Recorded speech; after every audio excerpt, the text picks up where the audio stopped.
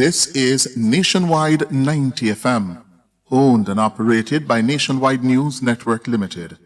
We broadcast from our studios at 14 Ocean Boulevard in the Digicel Center, downtown Kingston, Jamaica, transmitting on the FM 90 band, 90.3 from Peters Rock in St. Andrew and Murphy Hill in St. Anne, serving Kingston and St. Andrew, St. Catherine, St. Anne, parts of Clarendon, St. Mary and St. Thomas. 90.5 from Huntley in Manchester, transmitting to St. Elizabeth, Westmoreland, Manchester, Clarendon, rural St. Andrew and parts of St. Thomas, and 90.7 from Cooper's Hill in St. Andrew and Flower Hill in St. James, serving Westmoreland, Hanover, St. James, sections of Trelawney, Kingston, St. Catherine, Clarendon, St. Mary, Portland and St. Anne. Nationwide 90 FM also broadcast on YouTube at Nationwide 90 FM Live and on Flow at Channel 916. Nationwide 90 FM, a new revolution in media. You're listening to Nationwide 90 FM. The time is 6 o'clock. From the studios of Nationwide Radio, morning radio the right way. It's Nationwide This Morning.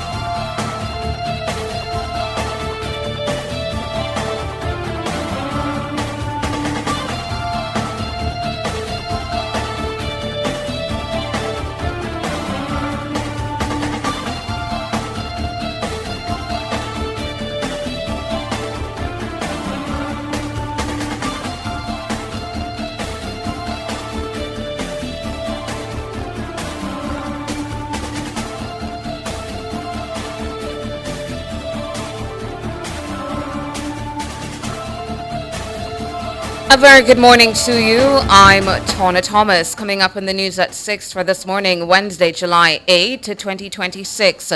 Integrity Commission warns that increasing number of lawsuits against the anti-corruption body could hamper corruption fight.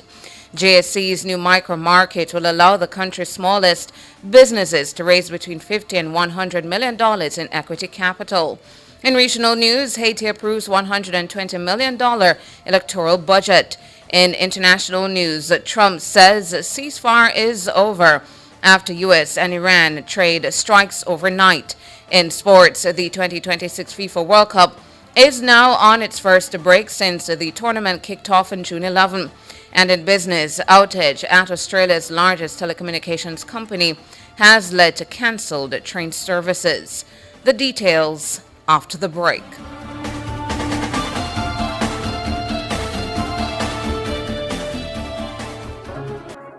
Yo, enjoy your Jamaica.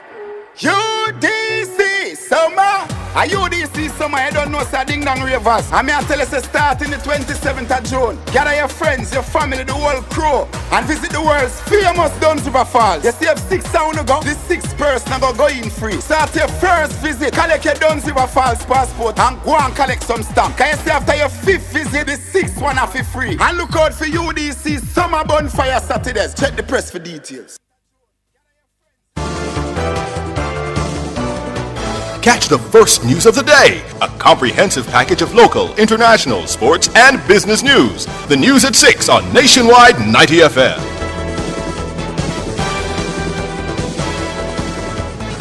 Now to the details.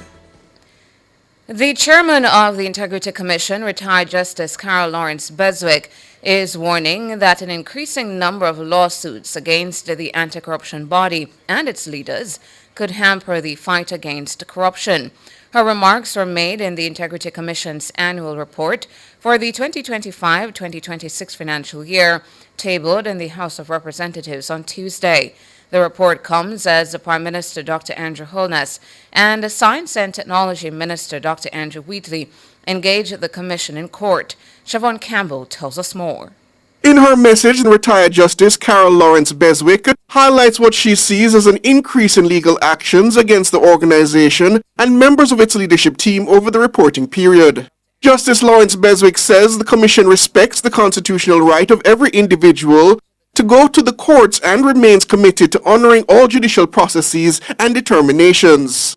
But she cautions that the growing resort to litigation, whether intended or not, could impede the timely discharge of the Commission's responsibilities. She says defending legal proceedings ties up significant time, money, and institutional capacity that could otherwise go towards investigating and preventing corruption. The report does not name any individual, but the reporting period coincides with two high-profile legal challenges against the Commission and its officers. Prime Minister Dr. Andrew Holness is pursuing a Supreme Court judicial review of a Commission report into his statutory declarations. He's also challenging the constitutionality of the Integrity Commission Act and the illicit enrichment provision of the Corruption Prevention Act. Prime Minister Holness denies any wrongdoing. And Cabinet Minister Dr. Andrew Wheatley has also gone to court, seeking to overturn a Commission ruling tabled in June that he be charged with illicit enrichment and 3 related offences. The Commission alleges Minister Wheatley holds assets disproportionate to his lawful earnings by about $164 million. It's a claim he rejects as patently false, inaccurate, and grossly misleading. A hearing on his application for leave to seek judicial review is set for later this month. Justice Lawrence Beswick says the courts play a vital role in upholding the rule of law and keeping public bodies within their legal authority. But according to her, it's equally important that the Commission's lawful work is not frustrated, delayed, or undermined by actions designed solely to discourage robust investigations or to stop the Commission carrying out its mandate. She says the Commission will continue to pursue that mandate, in her words, fairly, independently, and without fear or favor. Siobhan Campbell for Nationwide News. Meanwhile, another parliamentarian is under investigation for illicit enrichment or false information. According to the annual report from the Integrity Commission, the number of parliamentarians referred for investigation over potential illicit enrichment or false information has climbed by 1 to 15. The information is contained in the report's matrix of statutory declarations, examination, and outcomes, which tracks the Commission's work from April 2018 to the end of March. It shows that 14 members of the House of Representatives have now been referred for investigation for potential illicit enrichment and or false information. That's 1 more than the 13 recorded in last year's report. The number of senators in that category is unchanged at 1. This takes the combined parliamentary total to 15, up from 14. The report does not name any of the officials involved. The same category has widened across the rest of the public sector. In all, 70 public officials are now flagged for investigation over potential illicit enrichment or false information, up from 65 a year earlier. Of that 70, 15 are MPs, 1 is a councillor, 1 is the head of a public entity, and 2 more are from the wider group of other public officials. The report says the Commission examined 8,529 statutory declarations during the year and certified 1,731. Over its last 2 reporting periods combined, it says it has completed more than 20,000 examinations. The Jamaica Stock Exchange, JSE's new micro-market, will allow the country's smallest businesses to raise between $50 and $100 million in equity capital, opening a formal market channel to firms long locked out of it. Finance Minister Favour Williams made the announcement in a statement to the House of Representatives on Tuesday. Siobhan Campbell tells us more. The Finance Minister says the platform launched on June 23rd is built around the financial realities of micro and small businesses. Favour Williams notes that the new JSE Micro Market Initiative changes who gets to build wealth in Jamaica. The platform has been designed with the specific financial realities of micro and small businesses in mind. By adding the micro market to the existing ecosystem, it will allow micro and small enterprises to raise equity capital in the range of $50 million to $100 million, providing meaningful funding that can support business expansion, working capital needs, technology upgrades, and job creation. The minister says an initial 25 business graduates of the Jamaica Business Development Corporation's Accelerator Program have been identified as primary candidates for listing and have already shown operational discipline and growth readiness. She says a stock market sandbox will let prospective companies rehearse the demands of being publicly listed, reporting obligations, corporate governance standards, and regulatory expectations before entering the live market. The minister says this is expected to improve readiness and cut compliance failures after listing. She contrasted the support provided by the current administration to businesses through the stock market versus the previous PNP government. That side over there would not know anything about creating stock market opportunities. They only know about shutting down stock markets. Jamaicans should never forget that it was the opposition that wanted to do away with the junior market. Yes, the same junior market that can now boast having listed 56 companies. Madam Speaker, the junior market raised tens of billions of Jamaican dollars in equity capital for these companies to finance expansion in manufacturing, retail, distribution, technology, entertainment, and logistics. Minister Williams similarly says the launch of the JSE micromarket will be looked back on as a historic game changer for wealth creation. Years from now, when we look back, I know that the launch of the micromarket will be remembered as the day we decided that wealth creation should not be reserved for the few, but made possible for the many. May the micromarket become the birthplace of thousands of Jamaican success stories, creating jobs, building wealth, strengthening families, and advancing our nation, one entrepreneur, one investor, and one bold idea at a time. Thank you, Madam Speaker. Siobhan Campbell for Nationwide News.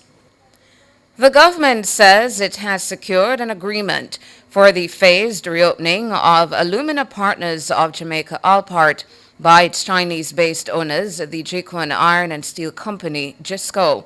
Minister of Mining Floyd Green announced the development in a statement to the House of Representatives on Tuesday. Shalois Michael tells us more. Alpart in Nain, St. Elizabeth shuttered its door in 2019. On Tuesday, Mining Minister Floyd Green told the lower house that Jikwon Iron and Steel Company JISCO plans to proceed with a two-phased modernization program for the plant. JISCO has now written to me and has confirmed that following our visit and its extensive feasibility process, it will proceed with a two-phase modernization program for the Alpart refinery. Madam Speaker, the objective is to restore Alpart as a modern, competitive operation and a major player in global alumina production. JISCO's redevelopment plan is designed to return the refinery to a production capacity of approximately 2 million tons of alumina annually, implemented in two phases, with phase 1 targeting 1 million tons per year and phase 2 added a further 1 million tons. Phase 1 represents an investment of approximately US $490 million. This $490 million investment is equivalent of over 77 billion Jamaican dollars. Phase 1 will include the modernization of major operational systems, upgrading of plant infrastructure, redevelopment of power generation facilities, implementation of dry stacking technology for residue management, and rehabilitation of critical rail and port infrastructure.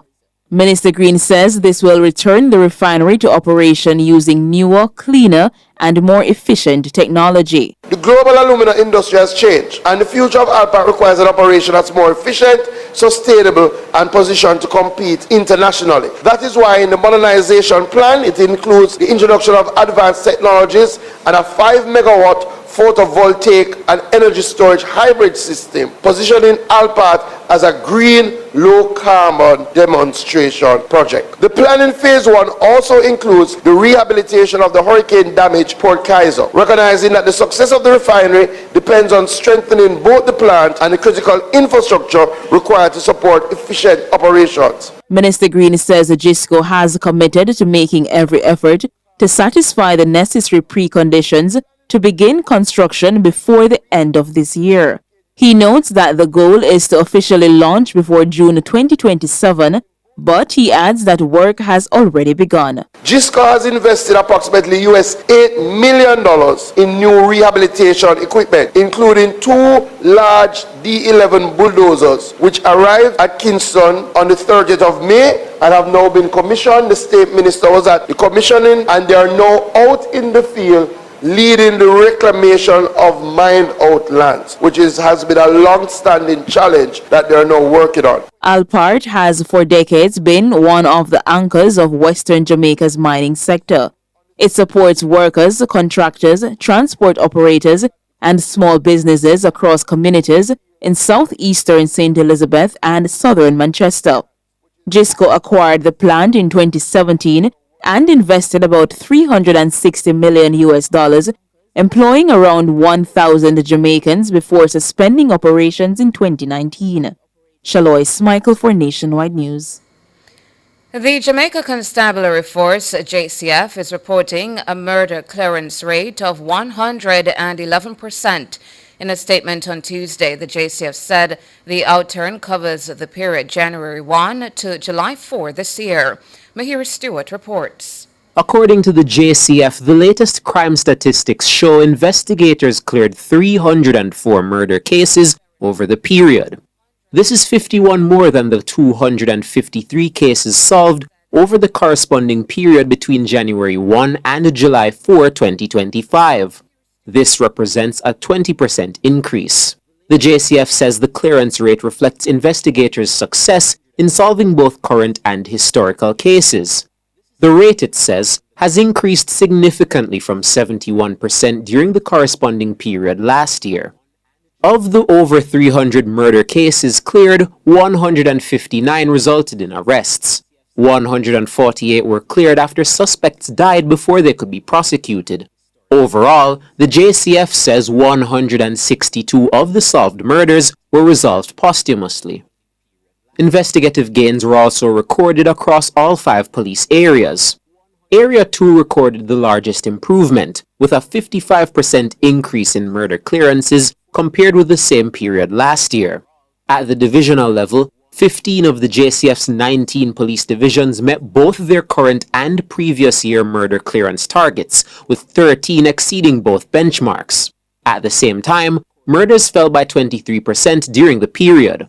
The JCF reports that as of July 4, 275 murders had been recorded in the country, 60 fewer than the 335 homicides committed in the corresponding period in 2025. Overall, Category 1 crimes declined by 15%, with 322 fewer major crimes reported than last year. Mahiri Stewart for Nationwide News. Meanwhile, the police have also reported increased enforcement activities between January 1 and July 4 this year. The JCF says just over 3,000 charges have been laid for major crimes. That's 217 more than those recorded during the corresponding period last year, representing an increase of 7.7%. Charges for assault increased by 31%. Aggravated assault rose by 22%, and break-in charges were up by 18%. Head of the Criminal Investigations Branch, ACP Wayne Josephs, credited the results to discipline investigative work, improved training, and collaboration across the organization. And that's it for the local segment of the news. Up next, regional and international.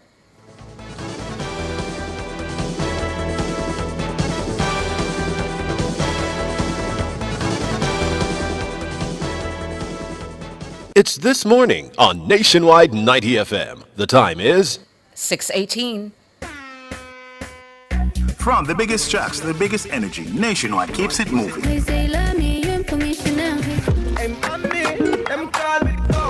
If you love the vibes, come and lock in with us for real. World boss, leave a prison could stop me. Join the Nationwide 90 FM Family Club today on Patreon. Practice. God, me say you watch you off, me practice.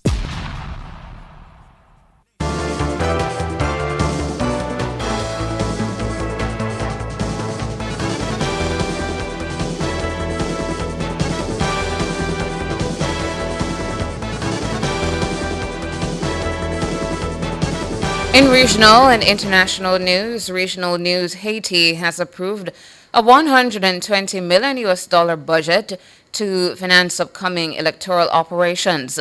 This cuts the initial proposed cost by more than half.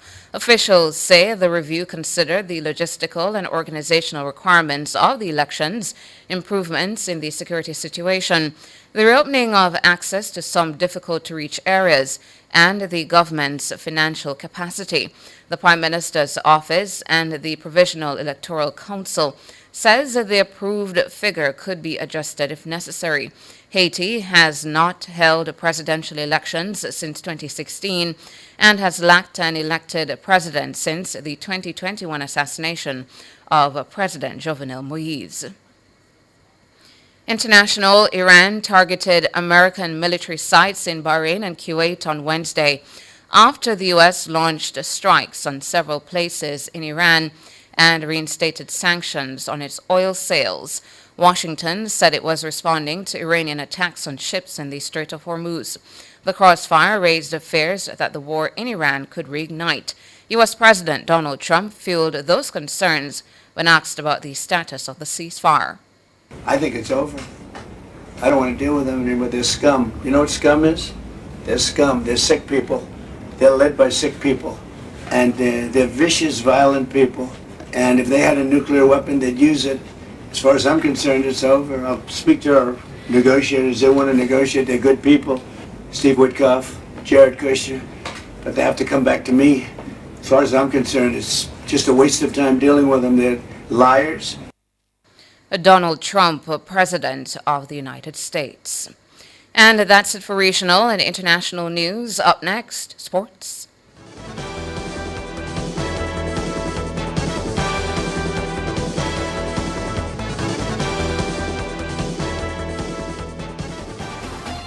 For all your electrical needs, visit ABC Electrical Sales. They stock a wide variety of electrical supplies including plugs, switches, panel boards and conduits, plus energy-saving fixtures.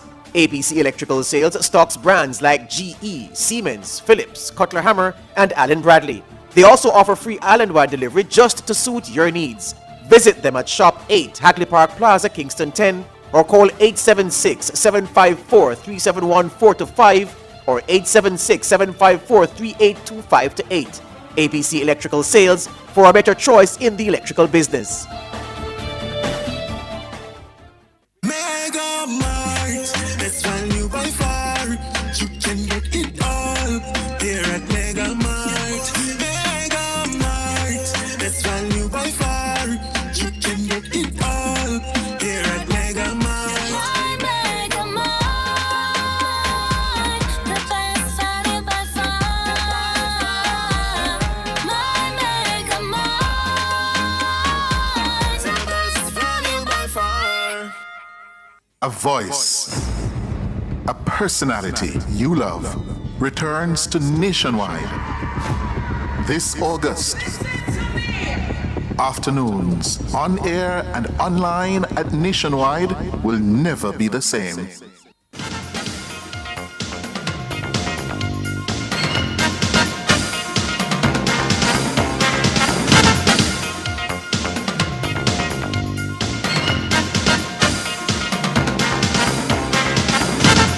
Time now for your morning sports. The 2026 FIFA World Cup is now on its first break since the tournament kicked off on June 11. Champions Argentina and Switzerland locked up the last two quarterfinal spots on Tuesday. Argentina rode their luck in sweltering Atlanta on Tuesday morning to book their spot with a thrilling come from behind a 3-2 win over Egypt. The Argentines were trailing 2-0 up to the 78th minute before Cristiano Romero, Lionel Messi and Enzo Fernandez engineered a turnaround. Messi's goal, his eighth of this campaign, pushed him ahead in the race for the Golden Boot. Lautaro Martinez sending it over. Enzo Fernandez. Can you believe this? Egypt are asking the question about something that happened at the other end.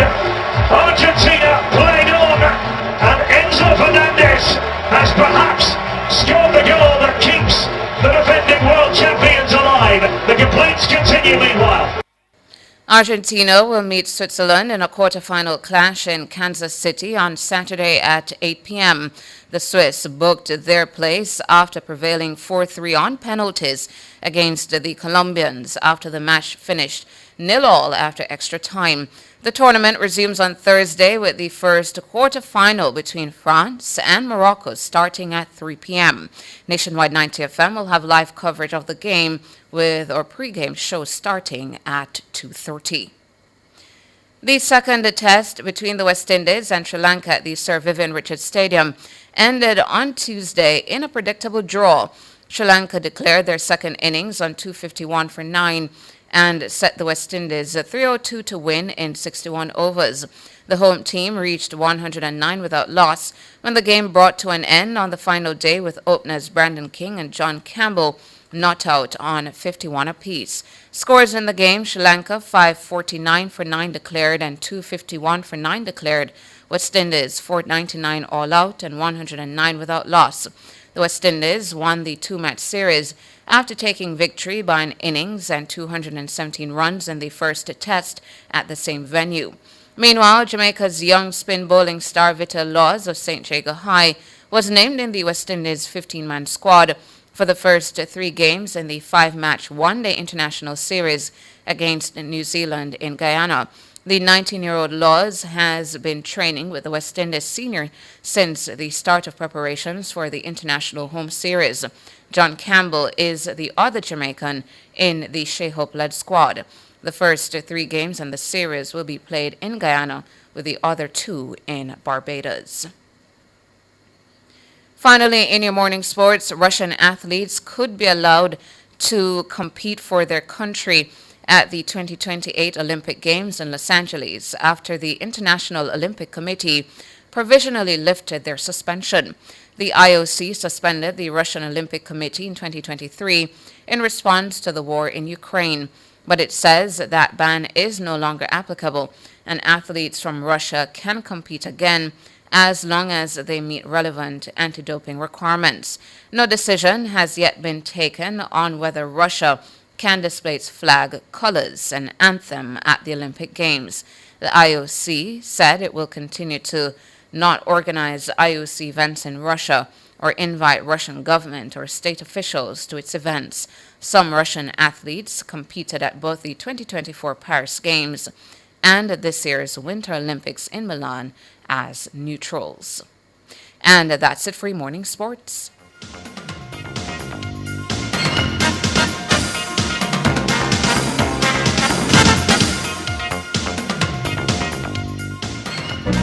Morning after morning, you've made Nationwide 90 FM part of your routine. So let's take this connection one step closer. Join the Nationwide 90 FM Family Club and be part of it officially on Patreon. Family, amazing family.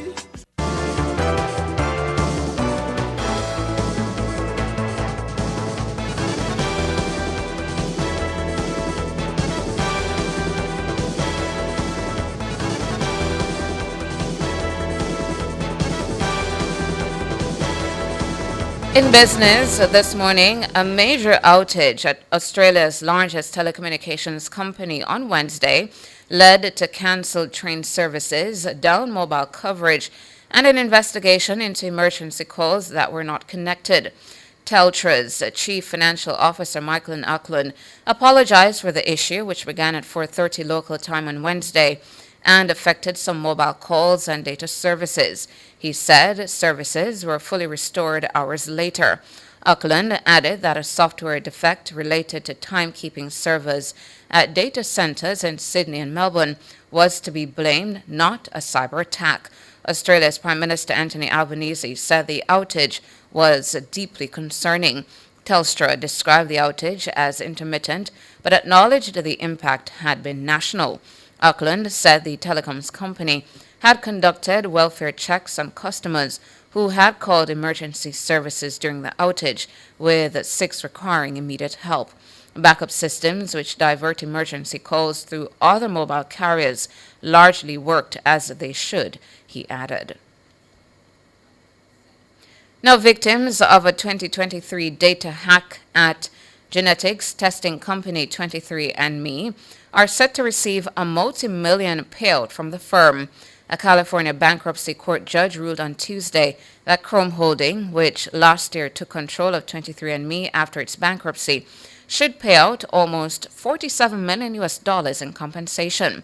23andMe compiles genetic profiles of people through DNA testing kits, but it was heavily criticized after as many as 6.9 million people had their data breached in the 2023 hack. Representatives of Chrome Holding and 23andMe have been contacted for comment. Chrome Holding, which operates under the name TTM Research Institute, is operated by 23andMe's co-founder, Ann Wojcicki. She won the company's assets last year through a bankruptcy auction with a bid of $305 million. The ruling said the settlement will be first paid to Kroll Restructuring, which is representing the victims, within 5 business days from Tuesday. And in foreign exchange trading, the Jamaican dollar has lost 8 cents and opens against the benchmark US dollar, selling for an average $158.33. Against the Canadian, the Jamaican has gained $1.57 and will open selling for an average $111.13. And finally, the Jamaican has lost $2.41 and will begin trading for an average $211.60 against the British pound. That's it for business this morning.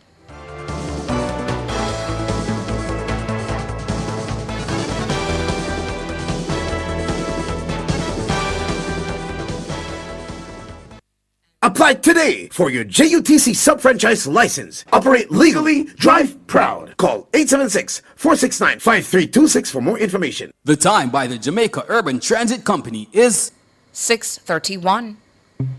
A voice you love returns home. This August, afternoons on Nationwide on air and online will never be the same.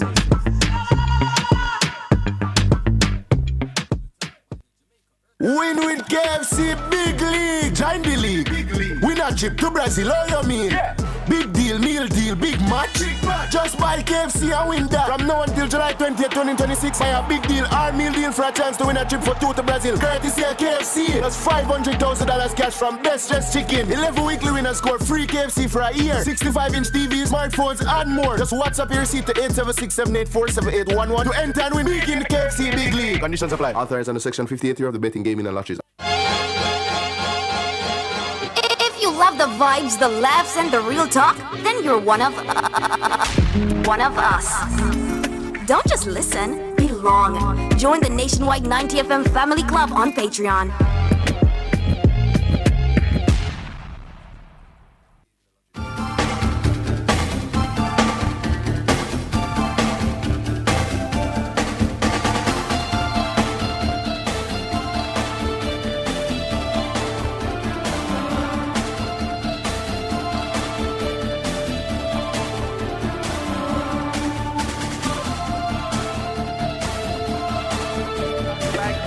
Coming on the light like snaking out the grass. One with your fitness in the right back. One with your fitness in the right back. Let me talk was a friend and we lock it like that. Coming on the light like snaking out the grass. One with your fitness in the right back. Well, I don't have time to beef. Lucky for you, my friend. I in a good spirit. I drink in a good spirits. The vibes right up to the limits. So don't hold me down, don't fight me down. Yeah, yeah, yeah. Good spirit. I drink in a good spirits. The vibes in cars in a minute. So don't hold me down, don't fight me down. Yeah, yeah, yeah. My friend and them could I tell you about me. Good people is good people. We only want love and we so good. Yeah, yeah, yeah. My family could I tell you about me. Good people is good people.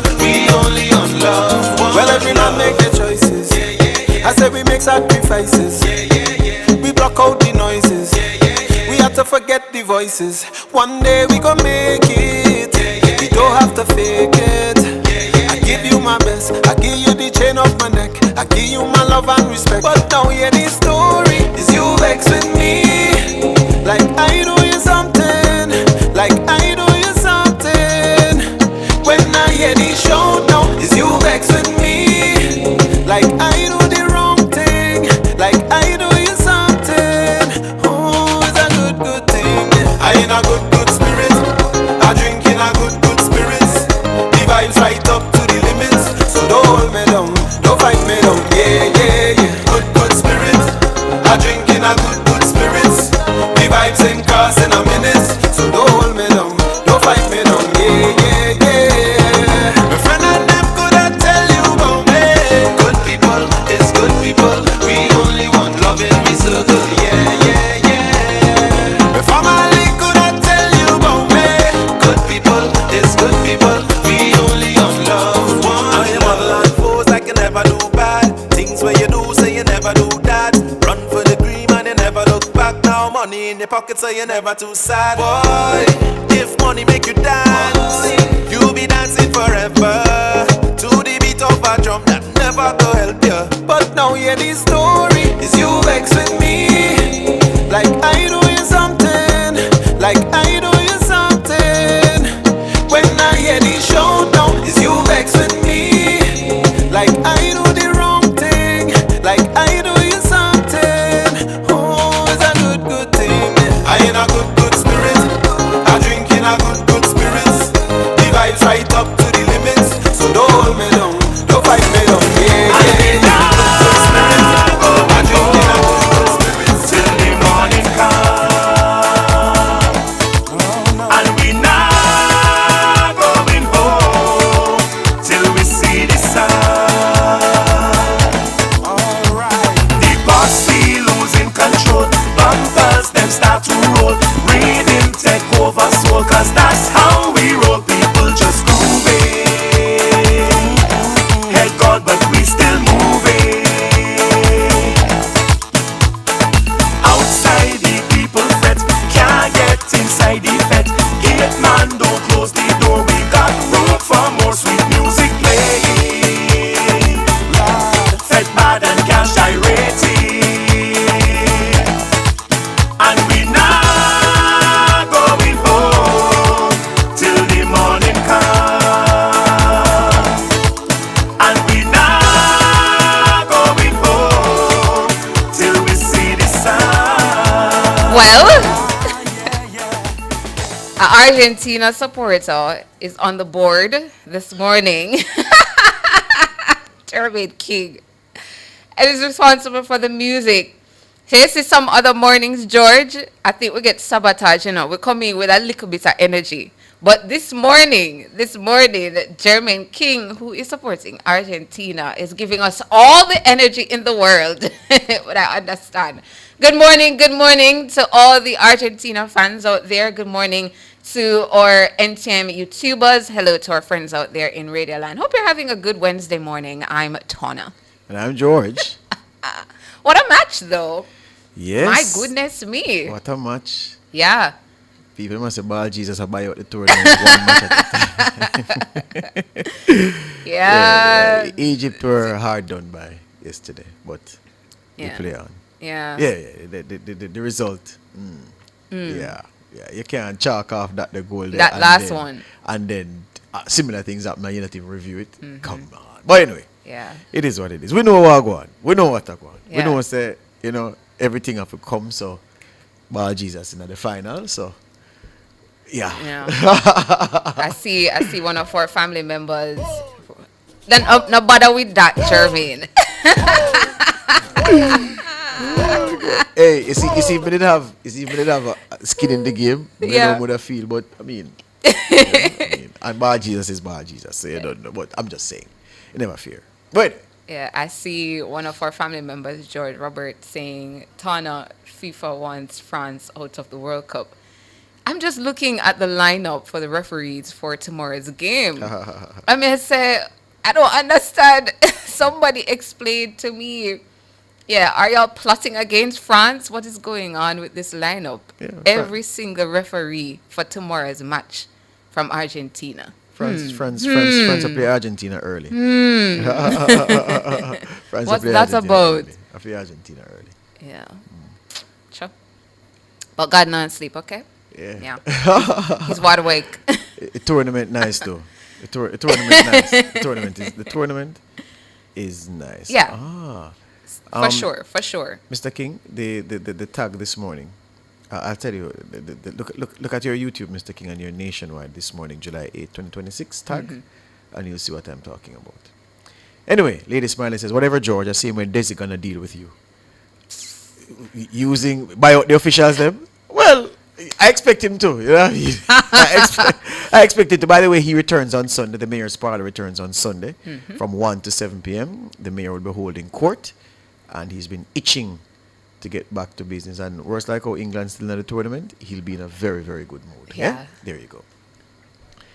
On Tuesday, we got the long-awaited Integrity Commission annual report.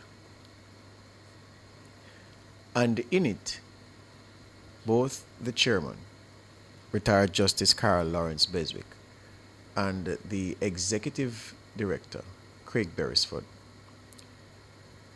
made comments about the legal challenges that they say are slowing down their work. But they said more than just work being slowed by the legal challenges. You would have heard it in the news, but let me read for you specifically precisely what was said by the chairman of the Integrity Commission. She said, during the reporting period, which is 25-26, the financial year 25-26, during the reporting period, the Commission observed an increase in legal actions brought against the organization and particular members of its leadership team. The Commission respects the constitutional right of every individual to approach the courts and is committed to honoring all judicial processes and determinations. Nonetheless, it is important to recognize the implications of this emerging trend. There is a legitimate concern that the increasing resort to litigation against the Commission and its officers in the execution of their lawful duties may, whether intentionally or otherwise, impede the timely discharge of the Commission's responsibilities. She continues, defending legal proceedings requires the commitment of significant time, financial resources, and institutional capacity that might otherwise be directed towards the investigation and prevention of corruption. The retired justice says the courts play a vital role in safeguarding the rule of law and ensuring that public bodies operate within their legal authority.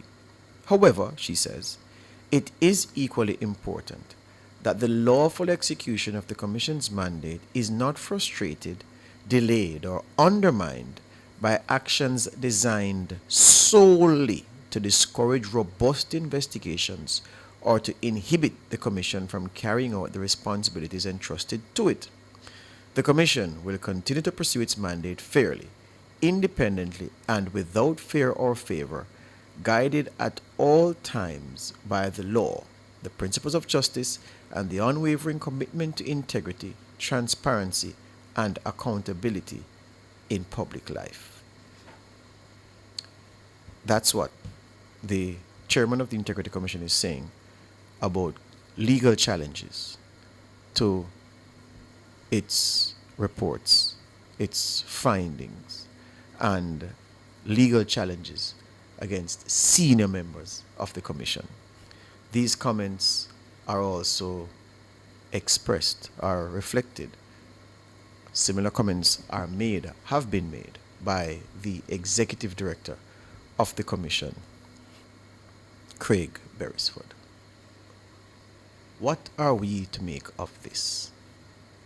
Before I even say what I think of it, I Should I say I congratulate? I should say I congratulate. I congratulate the Integrity Commission for agreeing to host a press conference. The date of that press conference, date and time, will be communicated anytime now, because they said once the Integrity Commission's annual report was tabled in Parliament, then they'd send communication about when, where that press conference will be held. Based on our reporting, the Integrity Commission has not opened itself up to the press through a press conference since 2019. 7 years. This will be, if they hold true to their word, their first press conference in 7 years. So for those quarters from which criticism of this lack of interaction and engagement with the media came, I say kudos to you. Because no doubt, perhaps someone at the commission, and the commission is peopled by people with the ability to, hear clearly, someone has listened to the calls for that engagement. And even though the date has not been announced yet, I feel obliged to say thank you. Thank you, Integrity Commission, for telling us that you'll be giving us a chance to ask questions of you about your work for the first time in 7 years. Really appreciate it. Thank you. Now, retired Justice Carol Lawrence Beswick. She says, it is equally important that the lawful execution of the Commission's mandate is not frustrated, delayed, or undermined by actions designed solely to discourage robust investigations or to inhibit the Commission from carrying out the responsibilities entrusted to it. That's a telling sentence.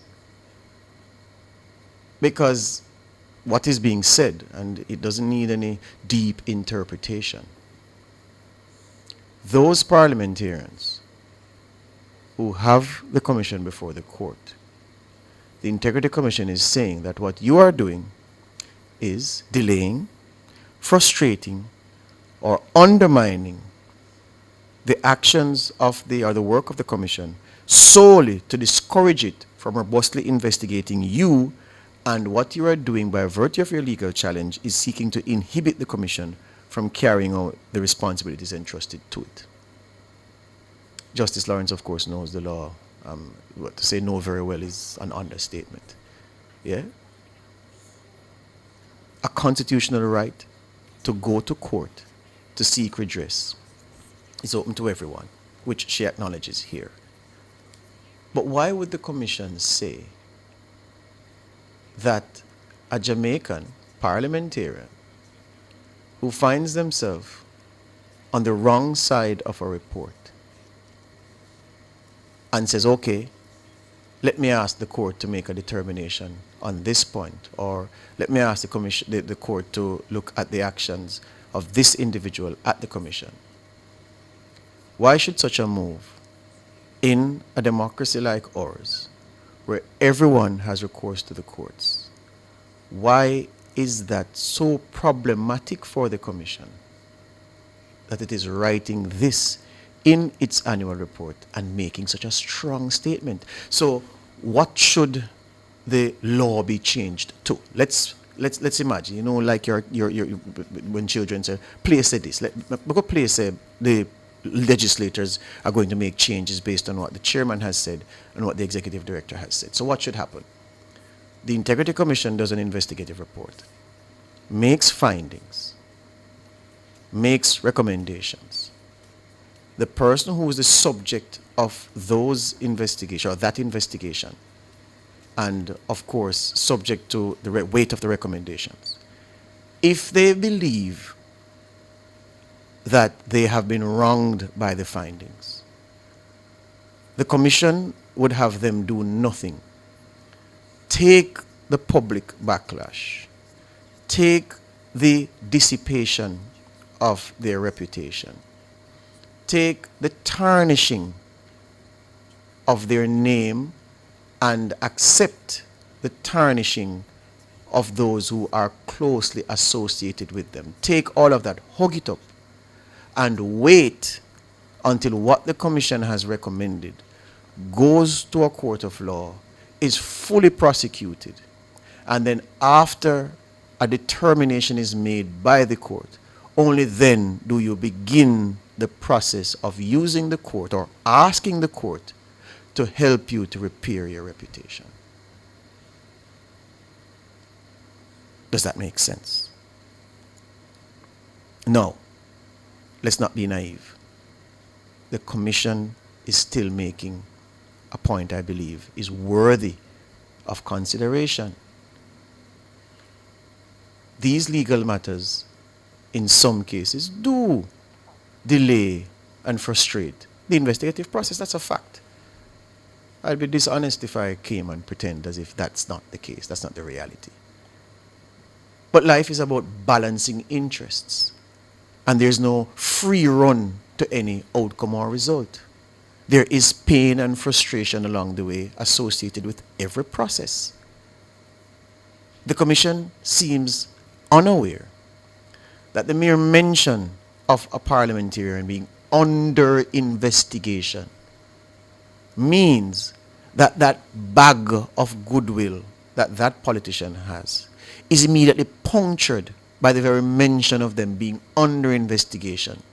And that bag is punctured and starts leaking the very moment such a claim is published. Case in point, if you read through the comments beneath the story that we carried, that IC has added one more parliamentarian to the list of those under investigation. What are most people saying? Yeah, man, dirty, corrupt politician. Remember, no, it's just under investigation. This perhaps is the first country that under investigation means guilt, and it means you're corrupt and you're dirty and you're nasty. So I'm just wondering, what does the Commission want? A free run, unimpeded, unchecked, and you should just stand there, not avail yourself of the right to defend yourself until their process is finished and complete and a determination is made by the court. And then you start the arduous task of clawing back your reputation. I don't want to live in a country like that. I'm sorry. Not for me.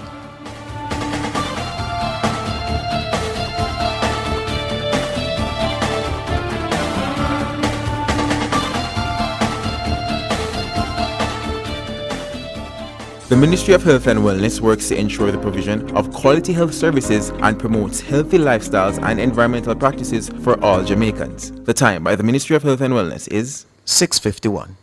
JPS and Partners Cooperative Credit Union offers financial solutions for every stage in your life: savings, auto loans, mortgages, and more. The temperature by JPS and Partners Cooperative Credit Union, your financial partner for life, is 28 degrees Celsius in Kingston, 28 degrees Celsius in Montego Bay, 25 degrees Celsius in Mandeville. A voice you love returns home. I gotta tell ya. This August, afternoons on Nationwide on air and online will never be the same. From the farmers in the fields, to the bakers who prepare it, to the teams that deliver every day, Juicy is built by Jamaicans. To our partners, thank you for standing with us. Juicy Patties, serious Jamaican food.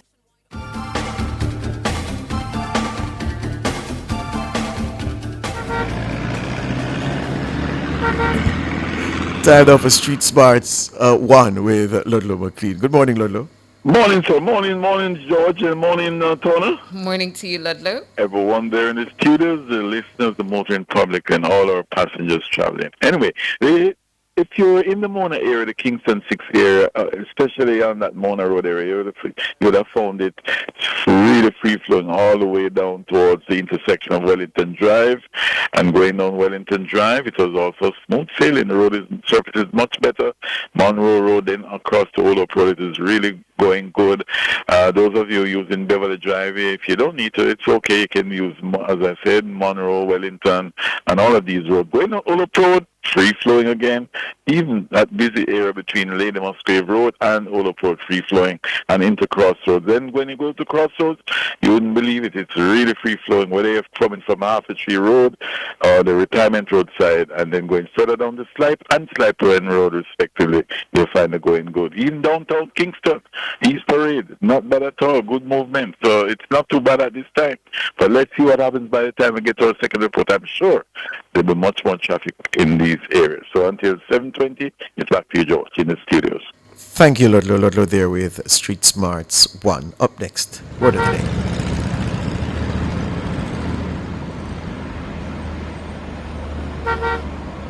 Your word of the day spelled D-I-S-P-O-R-T, D-I-S-P-O-R-T. Disport. Disport. Disport. Disport is your word of the day. It means to divert or amuse oneself, to display oneself in a sportive manner.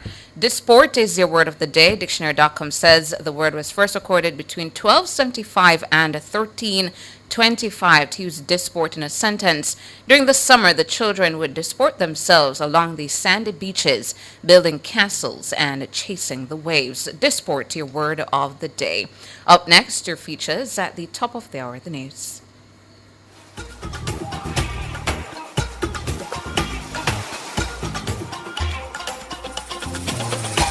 Last week, we looked at how you could contract hookworm disease from your dogs. Today in Pets World, we'll be looking at salmonellosis, an infection that you can contract from your reptilian pets. If you are a lover of lizards, snakes, turtles, and iguanas, and happen to keep any as pets, you run the risk of contracting an infection known as salmonellosis from them. These reptiles often carry the salmonella bacteria. However, while it does not cause symptoms in your pet, it can make you very sick. This infection can affect your intestines and on some occasions your bloodstream. It is one of the more common diarrheal illnesses. Once infected, you may experience mild or severe diarrhea, fever and cramps that can last up to a week. Young children, elderly persons, and those with a weakened immune system are more likely to develop severe and sometimes fatal illness from the infection. Therefore, families with children 5 years old or younger should avoid keeping reptiles as pets. The salmonella bacteria can spread by either direct or indirect contact with reptiles or their droppings. The germs can get on their cages, aquariums, terrariums, the water they live in or swim in, and other containers that house them. Anything that reptiles touch should be considered to be possibly contaminated with salmonella. If after touching or handling a reptile and you fail to wash your mouth or hands, you can infect yourself with salmonellosis. Here are some tips on how you can reduce your risk of becoming infected. Wash your hands thoroughly with soap and warm water immediately after touching a reptile or anything in the area where they live. Adults should always supervise hand washing for young children. Keep reptiles out of homes with children younger than 5 years old or people with weakened immune systems. Do not touch your mouth after handling reptiles or amphibians, and do not eat or drink around these animals. Do not let reptiles roam freely throughout the house or in areas where food or drink is prepared, served, or stored. Habitats and their contents should be carefully cleaned outside of the home. Use disposable gloves when cleaning and do not dispose of water in sinks used for food preparation or for getting drinking water. Be sure to clean any surfaces that have been in contact with reptiles. If desired, for added protection, these surfaces can then also be sanitized. Do not place reptiles in the bathtub or kiddie pool used by children. And wash any clothing a reptile might have touched. That's all for Pets World today. Stay safe until next time.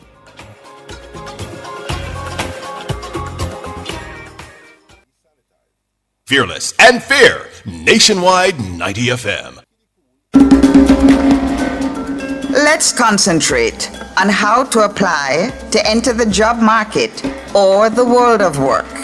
You must learn the rules of business etiquette. This is Lifestyle Pages on business etiquette. Business and social etiquette are very similar, but there is one important difference. Business etiquette is based on a system of rank and position.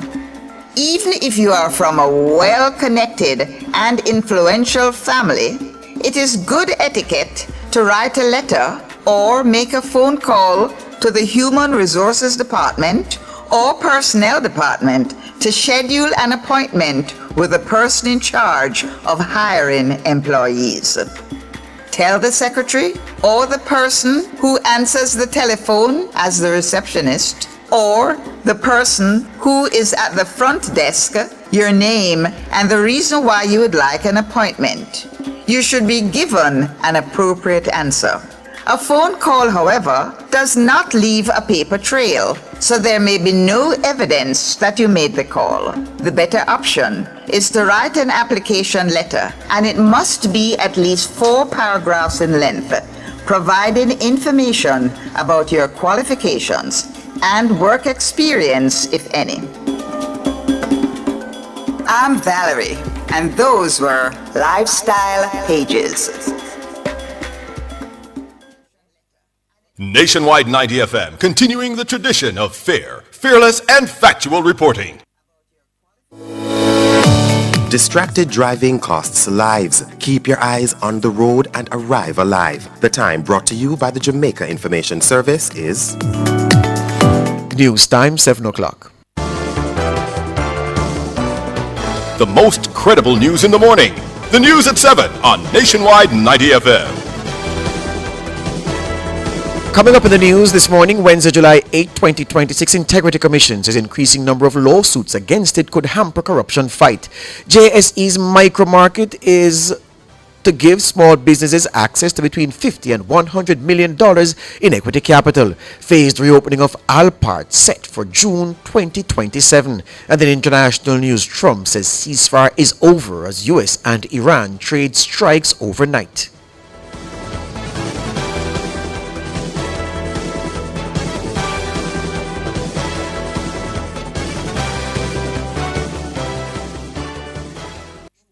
If it's news, it's got to be Nationwide 90 FM.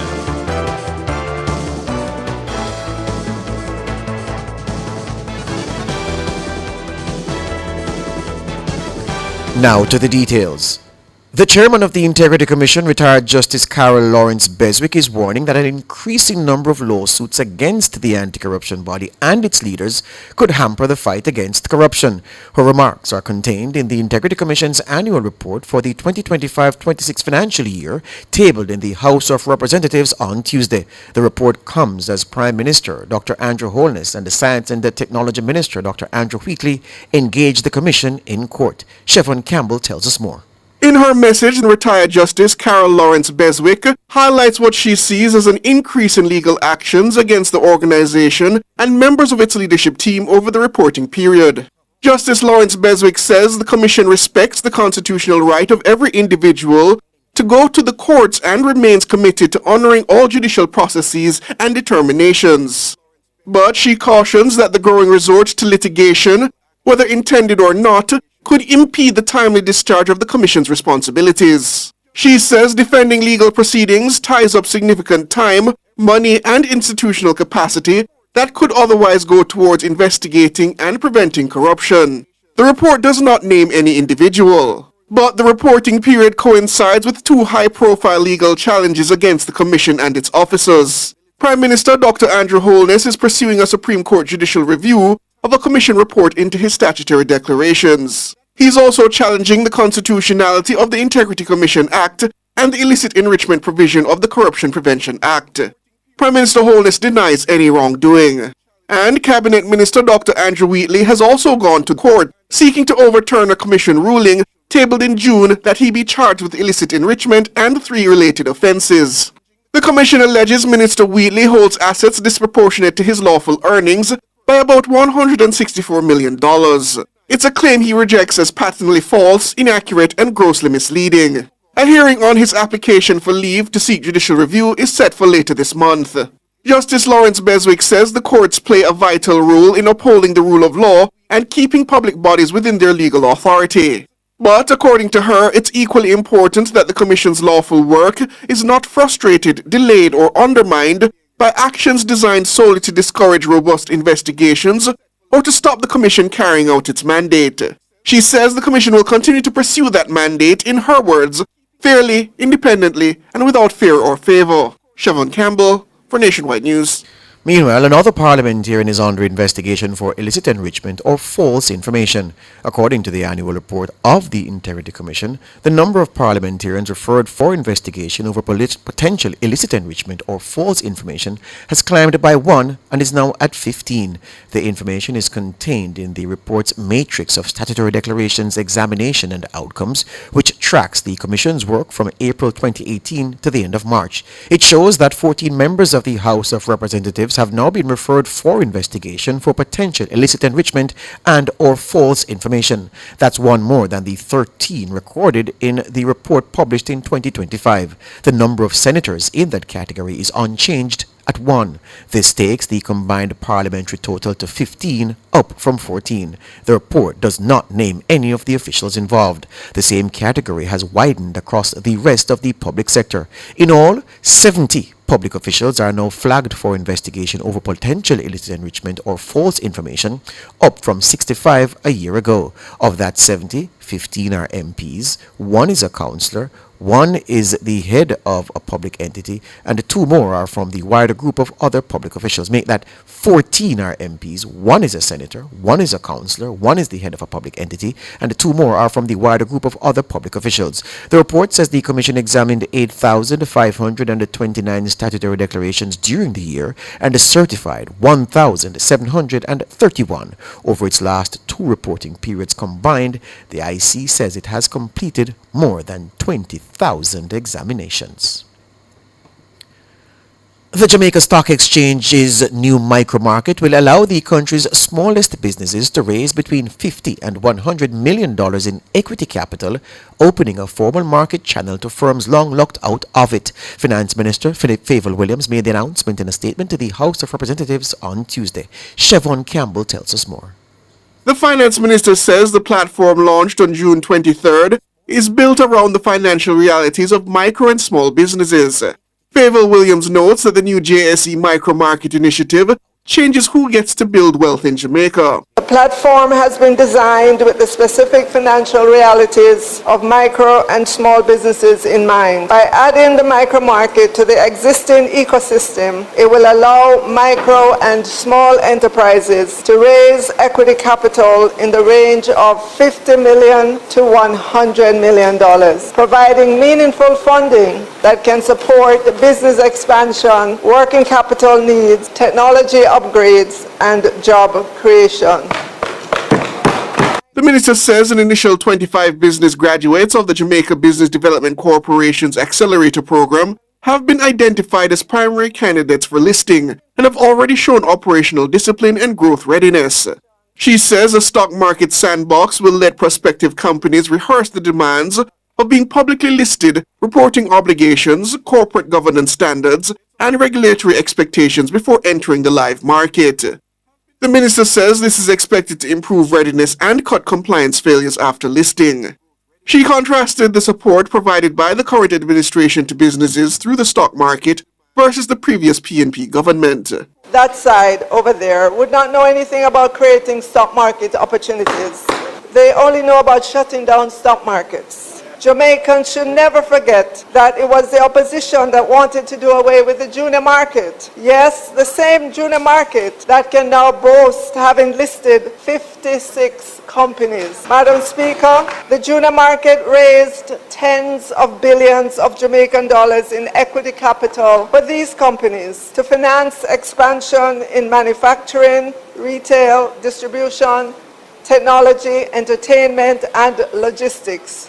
Minister Williams similarly says the launch of the JSE Micromarket will be looked back on as a historic game changer for wealth creation. Years from now, when we look back, I know that the launch of the micromarket will be remembered as the day we decided that wealth creation should not be reserved for the few, but made possible for the many. May the micromarket become the birthplace of thousands of Jamaican success stories, creating jobs, building wealth, strengthening families, and advancing our nation, one entrepreneur, one investor, and one bold idea at a time. Thank you, Madam Speaker. Siobhan Campbell for Nationwide News. Thank you, Siobhan. The government says it has secured an agreement for the phased reopening of Alumina Partners of Jamaica, ALPART, by its Chinese-based owners, the Zhuquan Iron and Steel Company, JISCO. Mining Minister Floyd Green announced the development in a statement to the House of Representatives on Tuesday. Shalois Michael tells us more. ALPART in Nain, St. Elizabeth, shuttered its door in 2019. On Tuesday, Mining Minister Floyd Green told the lower house that Jaquan Iron and Steel Company JISCO plans to proceed with a two-phased modernization program for the plant. JISCO has now written to me and has confirmed that following our visit and its extensive feasibility process, it will proceed with a two-phase modernization program for the ALPART refinery. Madam Speaker, the objective is to restore ALPART as a modern, competitive operation and a major player in global alumina production. JISCO's redevelopment plan is designed to return the refinery to a production capacity of approximately 2 million tons of alumina annually, implemented in two phases, with phase 1 targeting 1 million tons per year and phase 2 adding a further 1 million tons. Phase 1 represents an investment of approximately US $490 million. This $490 million investment is equivalent of over 77 billion Jamaican dollars. Phase 1 will include the modernization of major operational systems, upgrading of plant infrastructure, redevelopment of power generation facilities, implementation of dry stacking technology for residue management, and rehabilitation of critical rail and port infrastructure. Minister Green says this will return the refinery to operation using newer, cleaner, and more efficient technology. The global alumina industry has changed, and the future of ALPART requires an operation that's more efficient, sustainable, and positioned to compete internationally. That is why in the modernization plan, it includes the introduction of advanced technologies and a 5 megawatt photovoltaic and energy storage hybrid system, positioning ALPART as a green, low-carbon demonstration project. The plan in phase 1 also includes the rehabilitation of the hurricane-damaged Port Kaiser, recognizing that the success of the refinery depends on strengthening both the plant and the critical infrastructure required to support efficient operations. Minister Green says the JISCO has committed to making every effort to satisfy the necessary preconditions to begin construction before the end of this year. He notes that the goal is to officially launch before June 2027, but he adds that work has already begun. JISCO has invested approximately US $8 million in new rehabilitation equipment, including 2 large D11 bulldozers, which arrived at Kingston on the 30th of May and have now been commissioned. The State Minister was at the commissioning, and they are now out in the field leading the reclamation of mined-out lands, which has been a long-standing challenge that they are now working on. ALPART has for decades been one of the anchors of Western Jamaica's mining sector. It supports workers, contractors, transport operators, and small businesses across communities in southeastern St. Elizabeth and southern Manchester. JISCO acquired the plant in 2017 and invested about $360 million, employing around 1,000 Jamaicans before suspending operations in 2019. Shalois Michael for Nationwide News. Thank you, Shaloy. The Jamaica Constabulary Force, JCF, is reporting a murder clearance rate of 111%. In a statement on Tuesday, the JCF said the outturn covers the period January 1 to July 4 this year. Mahira Stewart reports.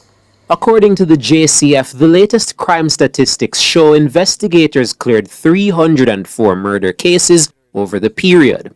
This is 51 more than the 253 cases solved over the corresponding period between January 1 and July 4, 2025.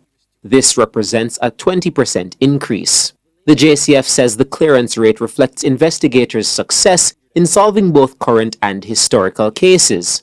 The rate, it says, has increased significantly from 71% during the corresponding period last year. Of the over 300 murder cases cleared, 159 resulted in arrests. 148 were cleared after suspects died before they could be prosecuted. Overall, the JCF says 162 of the solved murders were resolved posthumously. Investigative gains were also recorded across all 5 police areas. Area 2 recorded the largest improvement, with a 55% increase in murder clearances compared with the same period last year. At the divisional level, 15 of the JCF's 19 police divisions met both their current and previous year murder clearance targets, with 13 exceeding both benchmarks. At the same time, murders fell by 23% during the period. The JCF reports that as of July 4, 275 murders had been recorded in the country, 60 fewer than the 335 homicides committed in the corresponding period in 2025. Overall, Category 1 crimes declined by 15%, with 322 fewer major crimes reported than last year. Mahiri Stewart for Nationwide News. Thank you, Mahiri. Meanwhile, the police have also reported increased enforcement activity between January 1 and July 4 this year. The JCF says just over 3,000 charges have been laid for major crimes. That's 217 more than those recorded during the corresponding period in 2025, representing an increase of approximately 8%. Charges for assault increased by 31%. Aggravated assault rose by 22%, and break-in charges were up by 18%. Head of the Criminal Investigation Branch, ACP Wayne Josephs, credited the results to disciplined investigative work, improved training, and collaboration across the organization. President of the Jamaica Gasoline Retailers Association, JGRA, Philip Chong, says Petrojam's revised tiered pricing structure has forced members to spend more money on normal supplies. Chong spoke with our news center on Tuesday. The removal of the cap would logically try to bring the increases or the level of prices of the petrol in line with what is happening internationally. So whether it's up or down, we've been faced with one large increase so far, which is the ultra-low diesel and regular diesel, which has exponentially gone up somewhere in the region of over $10 per litre. What this is doing to the retailer is that the retailers now have to find extra capital to purchase the same amount of diesel or ultra-low diesel that we normally purchase on a weekly basis. So we have to fork out some money. We have to dig deeper in our pockets. The revised structure caps the maximum movement in ex-refinery prices for automotive diesel oil and ultra-low sulfur diesel at $12.50 per litre. The increase took effect on June 11. Petrojam says the revised structure was implemented to strengthen Jamaica's energy security against shocks in the global oil market. According to Petrojam, the adjustment would bring its ex-refinery prices into closer alignment with movements in the benchmark U.S. Gulf Coast reference and would apply whether prices were rising or falling. Chong says he hopes normality will eventually return. The problem with all of that is that the percentage losses in deliveries and operational losses is higher. So when you look at maybe a 5% increase in the cost of the petrol, we're now experiencing a 5% higher loss or higher expense for the operation. So it reduces our income. And, our margins are razor thin. A lot of us are looking at maybe an 8% margin, if as much. So for a 5% loss like that, it is huge. But as it is, we hope that it goes down. We're following the trend of what's happening in the street. And we hope that it will go back and come somewhere to normality so we can breathe a little easier. But at the current moment, it's costing us huge, costing the consumer. So let's not leave them out. Philip Chong, President of the Jamaica Gasoline Retailers Association, JGRA. International news now. Iran targeted American military sites in Bahrain and Kuwait on Wednesday after the U.S. launched strikes on several places in Iran and reinstated sanctions on its oil sales. Late on Tuesday, the U.S. said it had fired at more than 80 Iranian targets. Washington said it was responding to Iranian attacks on ships in the Strait of Hormuz. The crossfire has raised fears the war on Iran could reignite. U.S. President Donald Trump fueled those concerns when asked about the status of the ceasefire. I think it's over. I don't want to deal with them with this scum. You know what scum is? They're scum. They're sick people. They're led by sick people. And they're vicious, violent people. And if they had a nuclear weapon, they'd use it. As far as I'm concerned, it's over. I'll speak to our negotiators. They want to negotiate. They're good people. Steve Witkoff, Jared Kushner. But they have to come back to me. As far as I'm concerned, it's just a waste of time dealing with them. They're liars. Donald Trump, President of the United States. He was speaking Wednesday at the NATO summit underway in Ankara, Turkey. That's the news.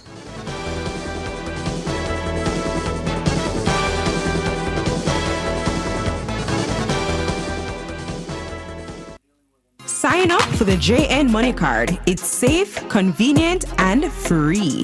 The time by JN Money is 7:18. Rent or buy your hurricane supplies from Total Tools. Visit 102 Main Street, Outaris, 34 Slipe Road, Kingston 5, or Lot C6, Drax Hall, St. Anne's Bay. The temperature brought to you by Total Tools Jamaica is 29 degrees Celsius in Kingston, 29 degrees Celsius in Montego Bay, 26 degrees Celsius in Mandeville. Summer just got a whole lot cooler because ACs are now available at Active. Active Home Center has just introduced a brand new range of ACs and we're making it even easier to keep you cool. But you'll want to move fast. Purchase any Bally or LG air conditioner from Active and we'll give you $15,000 to put towards your next store-wide purchase. New AC and 15 grand to spend in store. That's a double win. But only for a limited time. Don't miss out. Head in store to Active Kingston or shop online today. Conditions apply. Listen up, motorists. Every driver's license starts with 0 demerit points. But when you commit certain traffic offences, points are added to your record after payment of the traffic ticket at the tax office or conviction by a court. Quick maths. 10 to 13 points, a 6-month suspension. 14 to 19 points, 1 year. And 20 points or more, a 2-year suspension. Don't risk it. Obey the road code, drive responsibly, and avoid demerit points. This message is brought to you by the Island Traffic Authority. A voice, a personality you love returns to Nationwide this August. Afternoons on air and online at Nationwide will never be the same.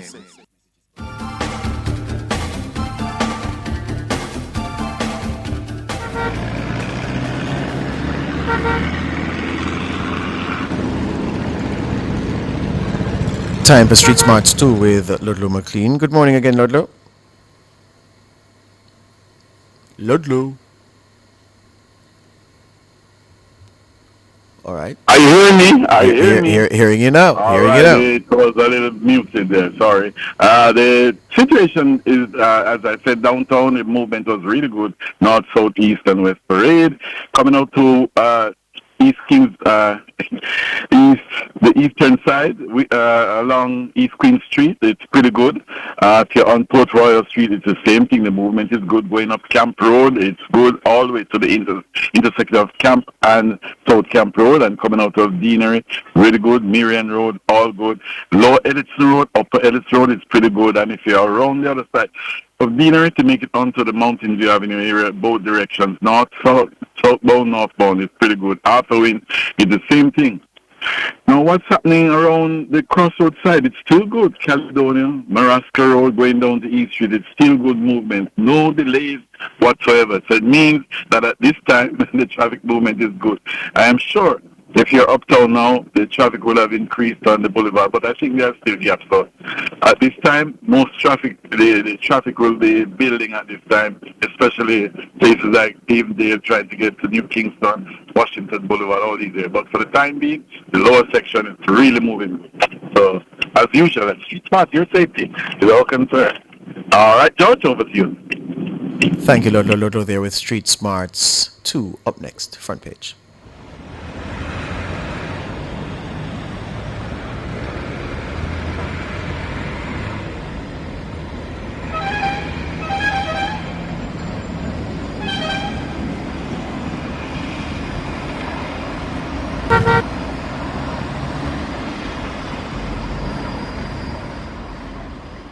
Front Page is brought to you today by ABC Electrical Sales, for a better choice in the electrical business.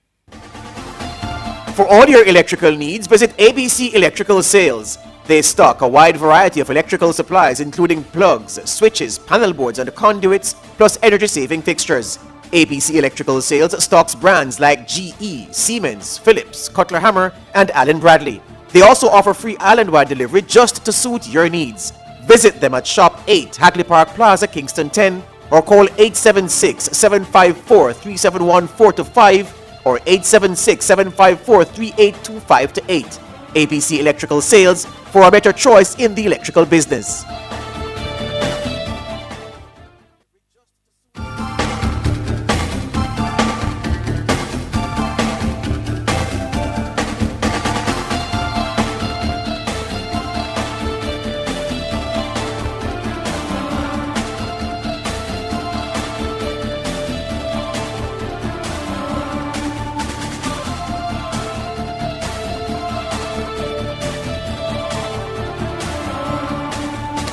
Welcome back to Nationwide this morning. Now, yesterday on the front page, we shared the story of Marlene Campbell, a resident of Springfield in St. Elizabeth.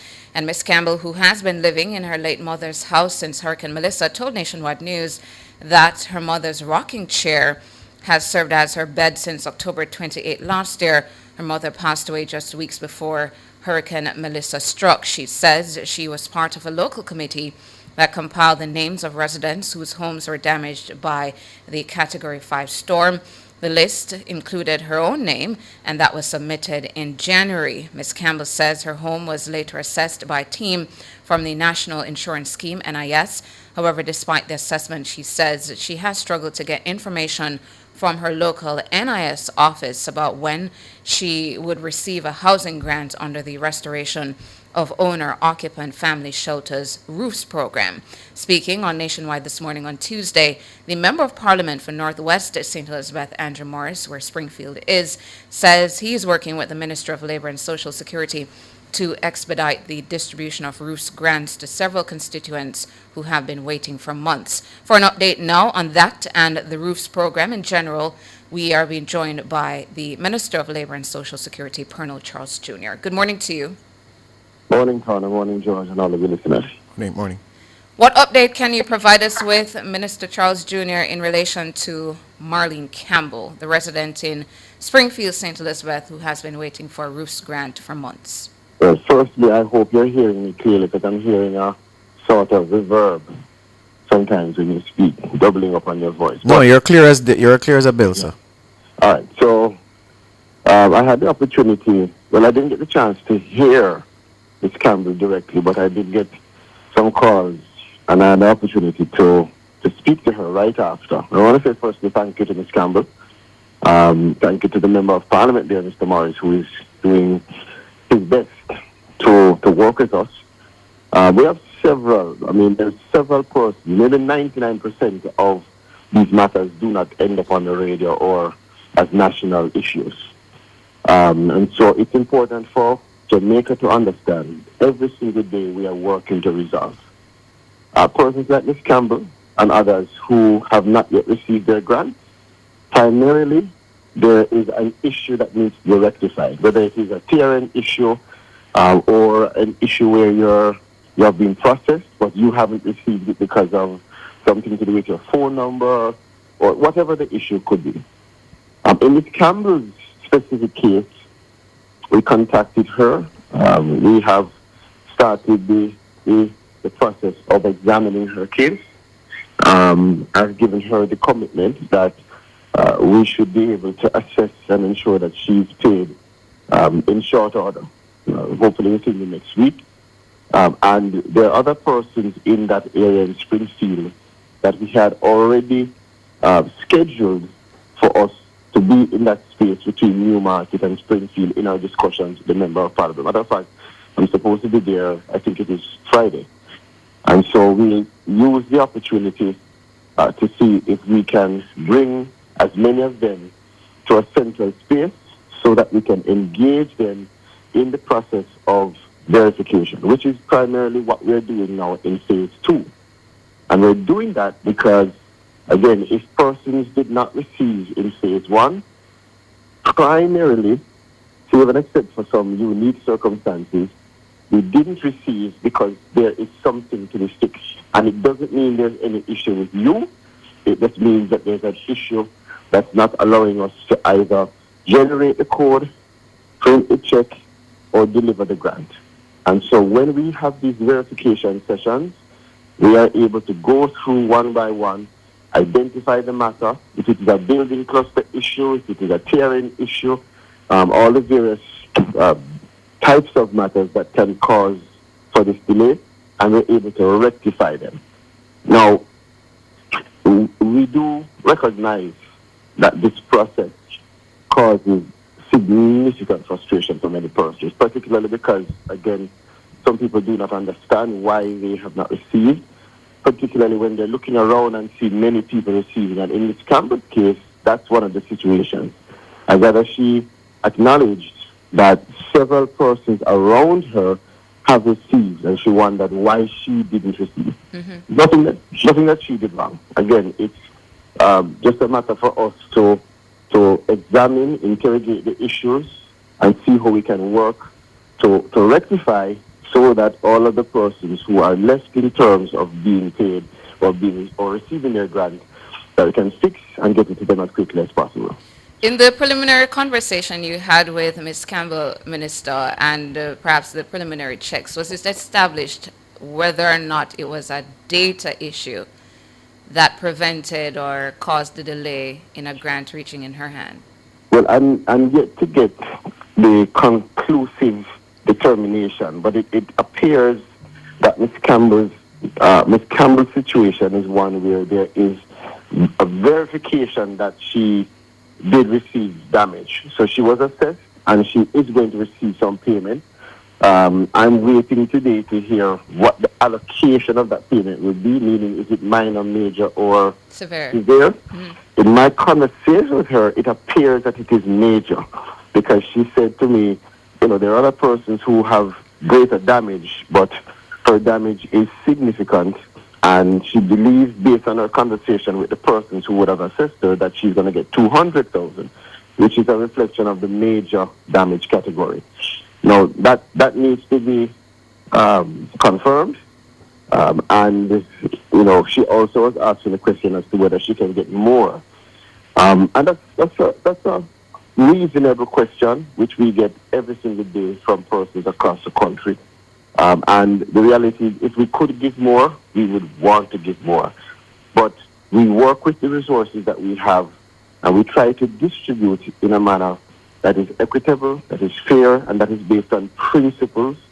And in this case, the principle is that the greater damage is the greater contribution that we give as a government. And so we're not saying that Ms. Campbell and the damage that she received wouldn't require more for it to have full rectification, but it has to be understood that this is not meant to bring you from 0 to 100%. It's meant as a contribution to the process of restoration. And I've tried my best to explain that as much as we can.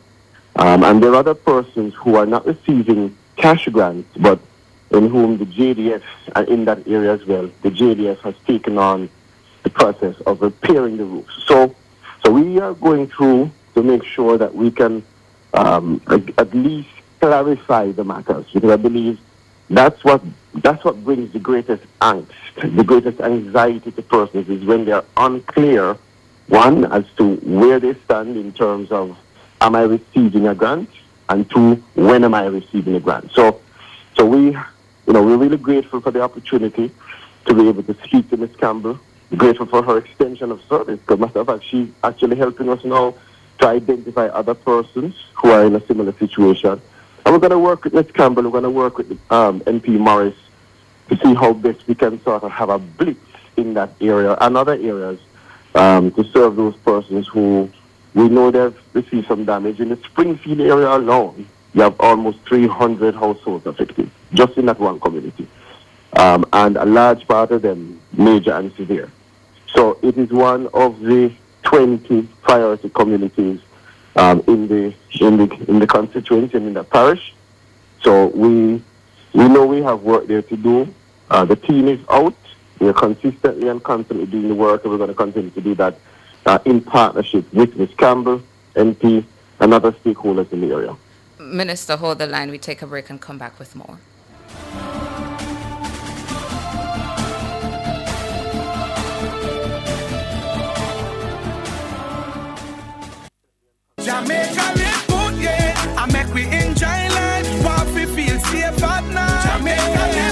Jamaica, stop the killing and give up the guns. Just live good now. The time brought to you by the Ministry of National Security and Peace is 7:33. A voice you love returns home. This August, afternoons on Nationwide, on air and online will never be the same.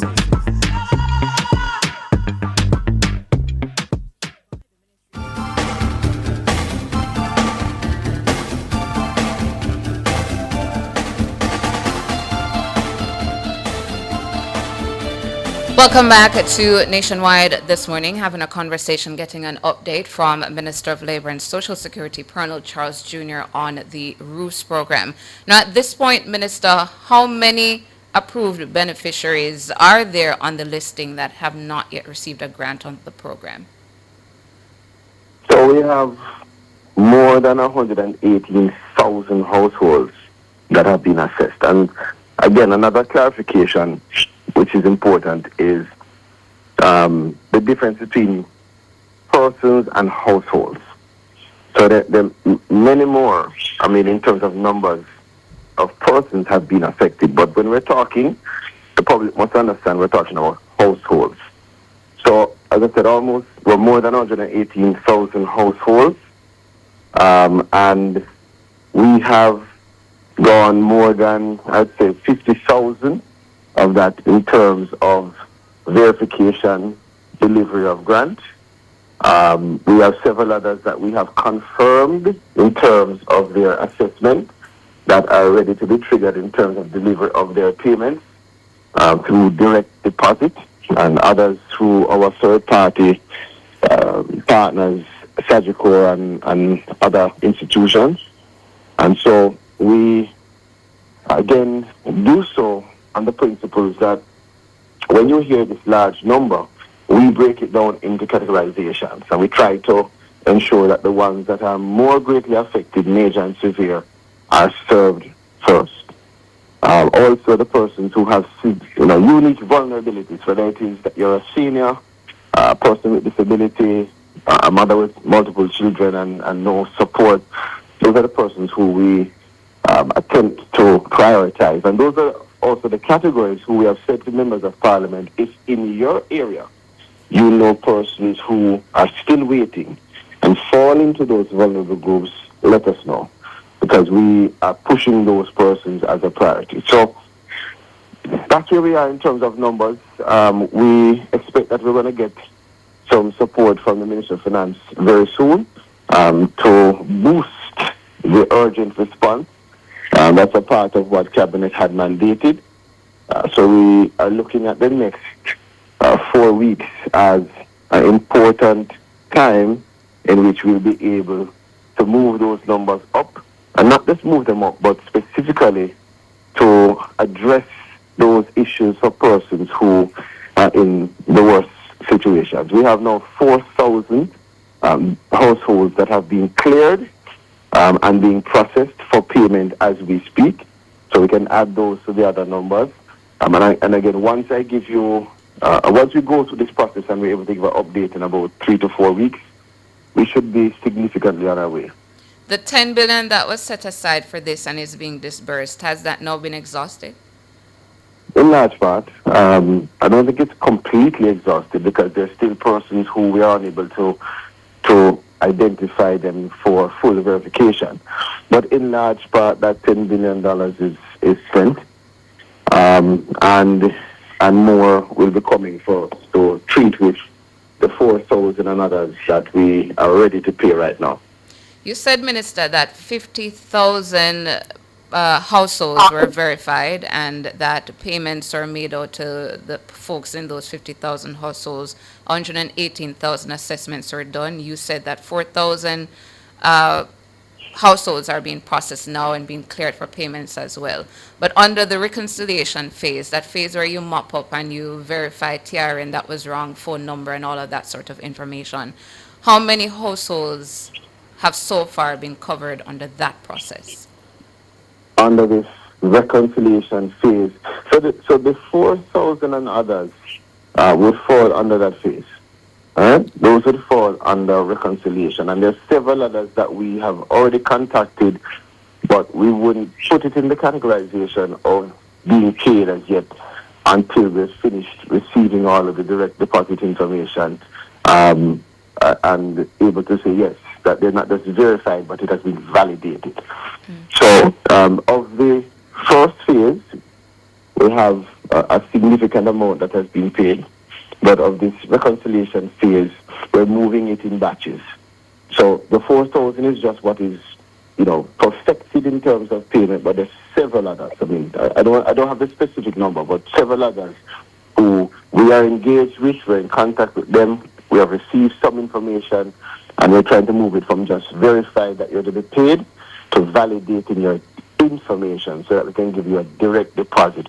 Also, to be clear, some persons have said to us directly that they don't have bank account, they don't intend to get to the bank account, and that's fine, no problem. For those persons, we are utilizing whatever mechanism is most convenient and appropriate. And so, even in some cases, we'll be doing checks as well, just to make sure that we can reconcile and get persons the payment as quickly as possible. For Ms. Campbell, yesterday she said that she had to, on several occasions, go to the NIS or local NIS office, for example, to ask information, to get follow-up updates on her case, as well as some of the others that she had participated in getting their names listed and submitted for assessments and all of that. And I wanted to ask this morning, Minister, what's the established follow-up protocol from NIS or body, the Ministry of Labour, after someone submits their name and an assessment is done? So what Ms. Campbell did was correct. That's one of the options that you have to interrogate your own application or your own situation, rather, and to get information. So you can go to the office, it's your office. We encourage persons also to email or to call. I've said to persons that, the WhatsApp number that we had established was so inundated. I mean, thousands of persons sent information there that it was difficult to reply to all, but all of the information that we received was used to populate our data that has been analyzed to assist us in terms of moving forward. So, persons who have been assessed and want to know their status, we have been giving them options in terms of calling. We have also been calling some of them. We put together a contact center to make sure that that process is as seamless as possible. We provide WhatsApp number, email, the parish offices are available, and we also, very importantly, have been going out into the field. So we have set up a schedule of activities, such as the one that we're going to be doing on Friday, where the team goes into communities where we engage directly with the members of parliament and the other leaders to pull persons to our space so we can engage them directly to rectify their matter. So several options in terms of reaching us. And yes, Ms. Campbell utilized one of the proper options.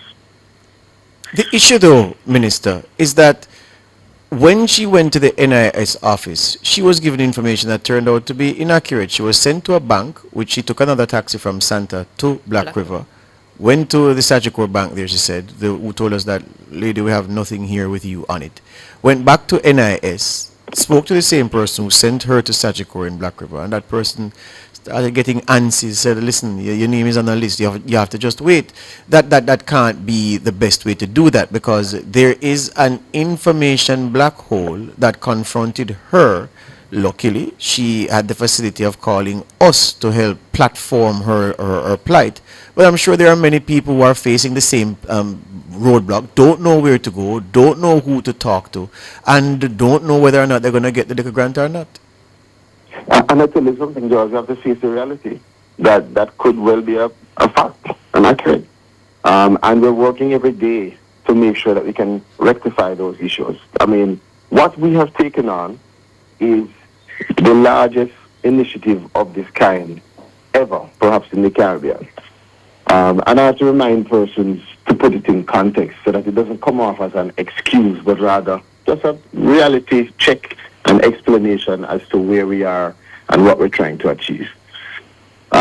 Which is why when we have persons like Ms. Campbell that express themselves, and whether they come out as being right or wrong, we welcome it. Because along this process, we expect that it's a learning curve, a very steep one. We're using a digitized process that we've never used before. We're asking social workers to go beyond their extended normal capacity. And so we do expect that there are going to be situations, several, where we ourselves have to adjust. So you won't hear from me any defense as to whether Ms. Campbell is and I appreciate that. But here's the thing, Minister. But here's the thing, and I take what you say. I mean, you wonder if this is the largest undertaking of its kind in the region, and I would say yes. But here's the thing. Even on this day in sports, we still don't know why Ms. Campbell's grant has not come yet. If it was an incorrectly spelled name, wrong TRN, wrong NIS number. And that for me is a concern, that despite the effort she has made to find out, she can't know why. She still doesn't know why it is that she has been, well, she's still at the back of the line. And especially when others that she helped to assess, she helped to take the information from them, they have already gotten their grants. So the imperfection in the system, there are some things we can help, some things we can't help. I think providing that kind of information as to why you've not been assisted yet is something we can control and do better with. And I agree. So there are three things that are important. Number one, again, putting it in context. One is Campbell and others verify for the public that there are several more persons being helped than not. Two, when you are in the situation where you're watching so many people around you receiving grants and you have not received, that is a problem. I can immediately understand her frustration. Number three, we are going to rectify her issue. Based on what I have received yesterday, she's not incorrect that there is some matter where her application or her situation in terms of her assessment was connected to a third-party stakeholder. But what I have asked for, which I don't want to give incorrect information, so I'm not going to pronounce on it, but what I've asked for is a deeper investigation as to what was the issue. But let me give you some of the examples. So some of these matters that have been processed to be treated with by Sagicor or another stakeholder, we have seen where the inability to contact the person has caused significant delay. We've seen where sometimes the person is processed, but there is the need for verification as to which category, and so it has caused delay. I don't know what the specific thing is in Ms. Campbell's situation yet, but I can assure you that we will find out, at least by the end of the day, what is the situation with her, and we are rectifying. So for a resident, no. Elsewhere in Springfield, based on what Ms. Campbell said, it's a big community. I never knew it was so big, but she said it's big. So Springfield or Ginger Hill are a neighboring community in Northwest St. Elizabeth. For someone listening to you right now and having the same challenges that she has and say, okay, the sum total of this is this. With my difficulties, where should I go to check?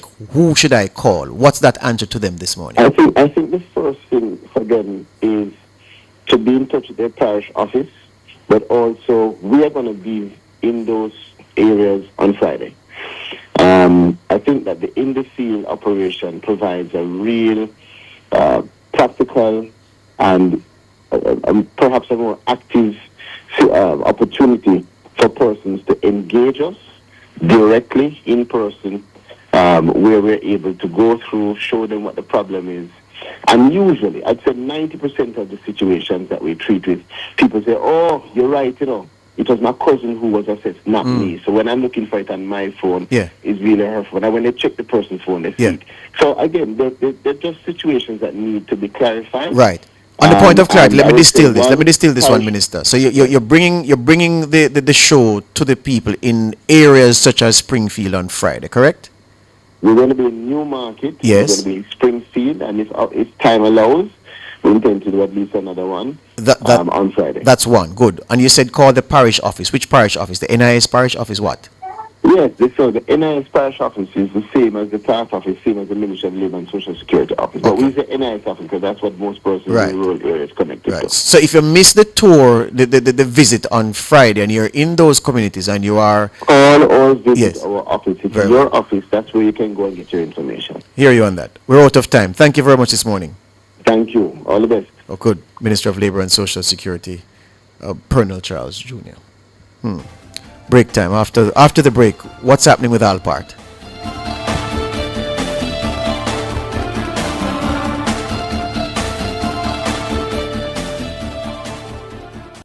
For all your scales and food processing equipment, call Advanced Scales and Equipment Limited at 876-968-9612 to 5. The time by Advanced Scales and Equipment Limited is 7:49.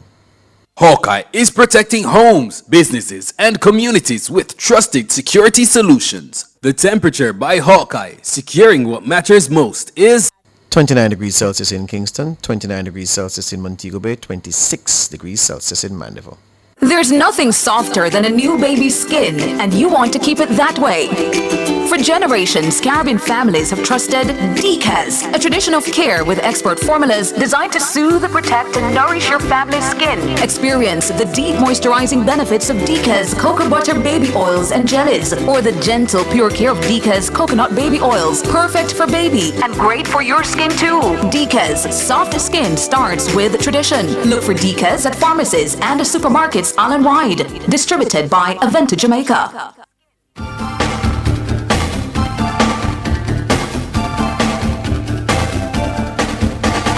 7:50 on the clock. The government says it has secured an agreement for the phased reopening of Alpart by GISCO. That's the Chinese-based owners of Alpart. Alpart is in Nain, St. Elizabeth, and it's been closed since 2019.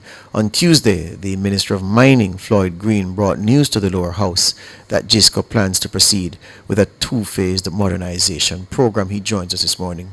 We're still trying to get through to him. There were several questions posed to him by members on the opposition benches, the MP for South Manchester, Peter Bunting, MP for North West Manchester, Michael Phillips, and also the former Minister in charge of mining, the Member of Parliament for East Kingston and Port Royal, Philip Powell. And I think there was one other MP who would have an interest in Alpart's reopening. But we've heard news about Alpart in the past suggesting that good news was around the corner. We still haven't turned that corner yet, and I'd like the minister to tell us, what is so different about this time. Pretty much the position that Michael Phillips was taking, the opposition spokesman on mining, that, there's no reason to cheer yet because, we've been here before where we've had a morsel of something positive about Alpart, only for that morsel to be a piece of cardboard. You couldn't even dine on it. So we're trying to get the mining minister, Floyd Green. But imagine what it would do. Makes this one so much more concrete. But imagine what it would do for St. Elizabeth at this time. Wonders. At this time, eh? Because so many people, George, hundreds of people in St. Elizabeth and southern Manchester benefit from Alpart. You have business owners who had actually constructed apartment complexes because of Alpart, because they expect a lot of folks to be coming in to work at Alpart and will need a place to live. So they built their complexes and then had to shutter them for quite a while because the plant closed down and nobody's there to fill those rooms. I know at least one that has reopened, started operations again, and some of the rooms are being filled, but not to the capacity that was expected when GISCO took over the operations at Alpart. So they will be happy to hear news like this, but still on the edge, waiting to see things actually roll on, seeing work taking place over there to modernize that plant and get things underway. I can see the facility from where I'm from, and you're just watching the mud lake, and all you see is Jermaine King. plastic covering. And you just remember a time when there was a lot of activity over there. You used to see the train coming at least 2-3 times a day to I was going to ask you collect. that, yeah. Yeah, you'd hear it in the mornings about midday and then in the afternoon again. Now when you pass the train track, all you see is vegetation. Just an indication of how long things have not been going on in Tell me relation something. to Alpart. When you're on Spur Tree Yeah. and you're going down, which is why which gives you an unimpeded view to your left, and so I always see this in the distance, this green something, this green, the extra green something. What's that? That's plastic. Plastic. Oh. Because the plant was out of operation for so long. The mud lake was there, it got dry, and it was causing quite a dust nuisance for the folks living in Warmingston, those other areas close Bunting to the mud mentioned lake. that yesterday, yeah. Yeah, it was quite a problem. And I remember when I just started getting my sea legs for Nationwide this morning, and I did a What's on My Mind on that. And it led to Minister Vaz and other folks from that ministry heading down to have a meeting with GISCO perhaps 2 days later. And then just after that, GISCO and their folks took action to cover the mud lake, because when you see the dust lifting up off of the mud lake several years ago and heading into the direction of Warmingston, those other communities, man, it was awful.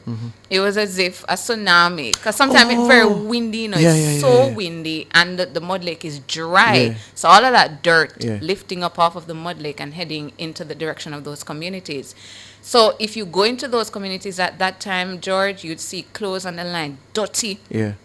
If you go into somebody's shop, the counter, and they use a rag to wipe the counter, dirt. And they were complaining about their water and their guttering, how it's dirty as well. And folks who have certain sorts of respiratory illnesses were complaining a lot as well, having to go to medical facilities to get checked out and all that. So As they you were racking up medical bills, so they had to cover it. As you say that, I'm remembering a Sunday Observer story about that same, the dust, not even dust nuisance, because it was worse than Yes, that. it was Yeah, bad. man, it was like a 2-3 page spread in the Observer about the dust. I just remember it now. It was really next bad.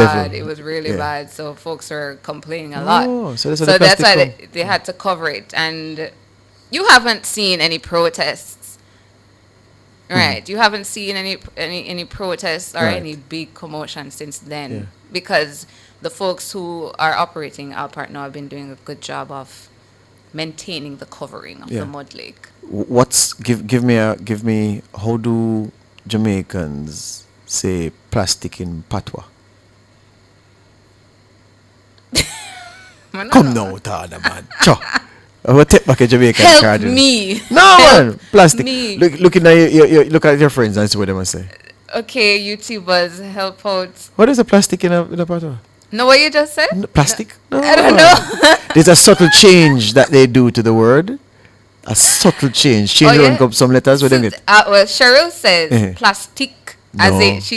she has it spelled Plastik. No, man. No, man. But that's not. You can't detect that from speaking. They're all saying, plaskit. That's right. You ever heard that before? You ever plasket bag? Yeah, man. A lot of Jamaicans say plasket. The Chris Mullings said plastic. No. It's plasket. Plasket. Plasket. Okay, Plasket okay. bag. Plasket. It's one big piece of plasket. Yeah. One big green piece of sitting look like plasket. The common one I hear in St. Elizabeth is surfeit ticket. Yeah, man, that's a regular something. Yeah. You've never heard plasket before? Never heard Oh, plasket. yeah. And they call everybody him. Yeah, man. So those are common. I've Me and heard him those married, a and I lot. look at him like, Yeah. what do you mean? Or they're having a conversation talking about a man and a woman, but everybody's him. Yeah. Him. And like you get confused in the conversation. Are you now talking about her, or are you still talking about him? Well, yeah, man, a subtle change of the letters, you get plasket. So we're not reaching the mining minister, Floyd Green, Michelle has confirmed. So, Michelle, was there a story in the bulletin at 5 p.m. on Wednesday? I'm sure I saw one before I left. There is. Can we play that? Is there time to play that rap, Mr. King? Is there a rap? Oh, he says no. He has art listings. All right, so we can go now. All right. Jermaine King says the Argentina fan says we're to come off Mrs. Radio. Yeah. So all right, Mr. King. All right, you know have a deal with this. You say we come up about Jesus later, so we can play hot listings. All right, sir. We'll return after 8, sir.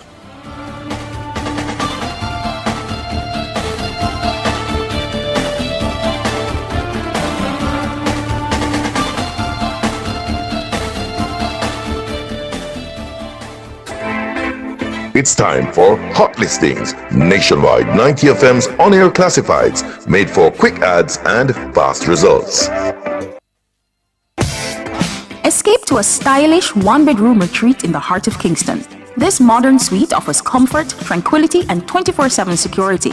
Enjoy premium amenities including a swimming pool, rooftop lounge with panoramic city views, and ample parking. Located 30 minutes from the Norman Manley Airport and major attractions. Call us today at 876-796-9744 or visit us on Instagram at charmingsuite_Airbnb for booking details. Start planning your perfect getaway today. Choose the Charming Suites at the Vineyards. That was Hot Listings on Nationwide 90 FM. Listings start as low as $1,500. Call 876-630-1210 to book yours today.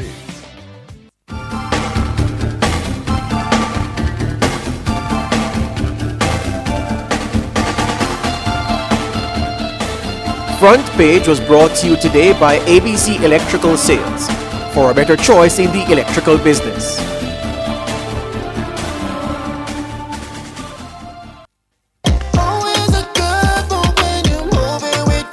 The time by Grace Good Move is 8 o'clock.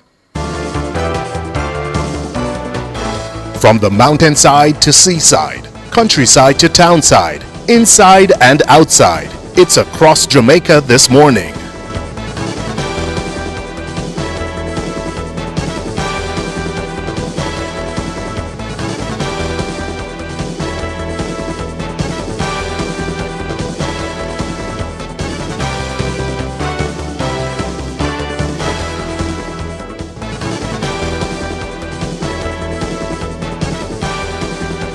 Taking you across Jamaica this Wednesday morning, Wednesday, July 8, 2026.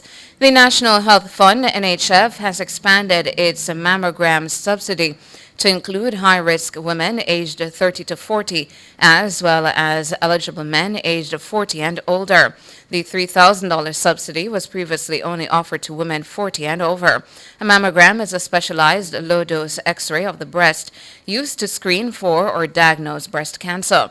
High-risk women aged 30 to 40 years may access the benefit if they are identified by their doctor as being at increased risk. According to the NHF, these women must submit a letter from their doctor to the NHF Customer Care Department at least 3 business days before their scheduled mammogram to allow enough time for the request to be processed.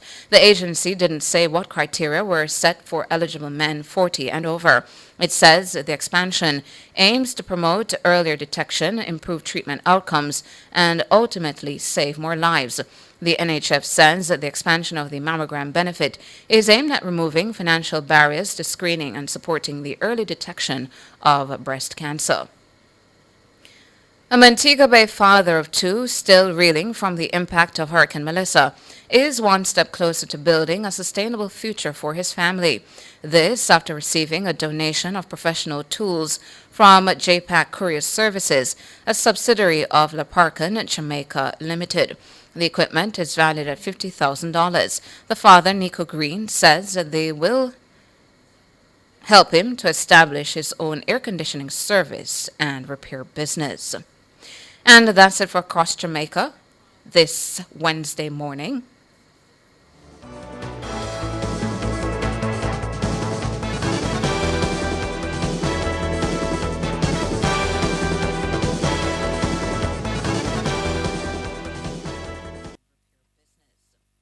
Give your child every opportunity to thrive and succeed. With a JMB Bank Graduate Loan, one unsecured loan can cover tuition and education expenses with flexible payment terms and up to 7 years to repay. Apply at jmb.com and secure their future today. Conditions apply. Win with KFC Big League. Join the league. Win a trip to Brazil. Oh, you mean? Yeah. Big deal, meal deal, big match. Just buy KFC and win that. From now until July 20th, 2026, buy a big deal or meal deal for a chance to win a trip for two to Brazil. Courtesy of KFC. That's $500,000 cash from Best Dressed Chicken. 11 weekly winners score free KFC for a year. 65-inch TVs, smartphones, and more. Just WhatsApp your receipt to 876-784-7811 to enter and win big in the KFC Big League. Conditions apply. Authorized under Section 58 of the Betting, Gaming and Lotteries. Enough power tool, big to small. Chakama figure dig the wall. Upper Total Tools. Weed whacker figure trim the lawn. We have everything a job demand. Total Tools. We rent them, sell them and fix them. Also give Total Tools a call. When I say home improvement, landscape construction, a Total Tools are your option. Home improvement, landscape construction, Total Tools are your option. Total Tools, located at 102 Main Street, Ocho Rios, 34 Slide Road, Kingston. And lot C6 Draxall, St. Anne's Bay. Call us today. Come into the parlor, there's a welcome there for you. Welcome to the Mayor's Parlor with Desmond McKenzie. From 1 to 7 p.m. every Sunday, you'll now get more of your favorite vintage music. Put your head on my shoulder. Nationwide 90 FM will transform your Sunday into a musical time machine that will take you way back. Come on, let's go back in time.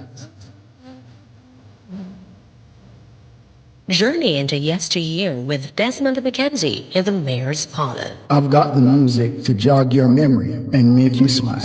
Put your sweet lips a little closer to the phone. Sit back, relax, and enjoy the best in vintage music. Come into the Mayor's Parlor every Sunday between 1 and 7 p.m. here on Nationwide 90 FM, a revolution in media.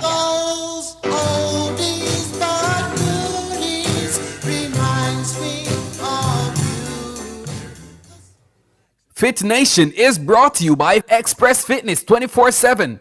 Your goal is our mission. You wanna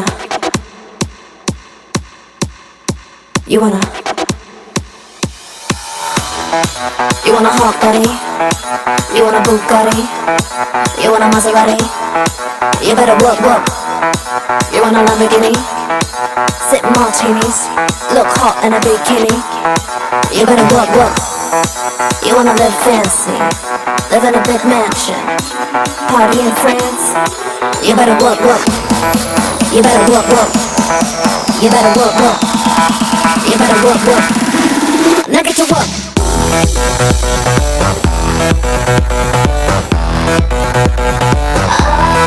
Now get to work.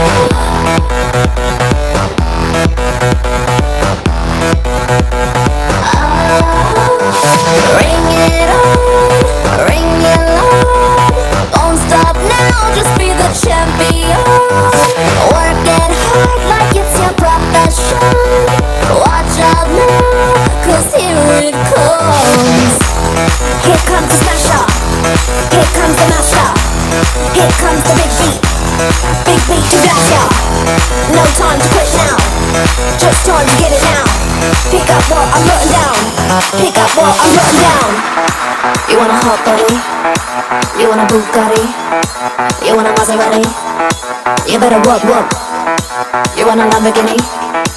Sip martinis, look hot in a bikini. You better work.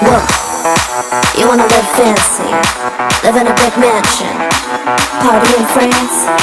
You better work. You better work. You better work. You better work. Now get to work.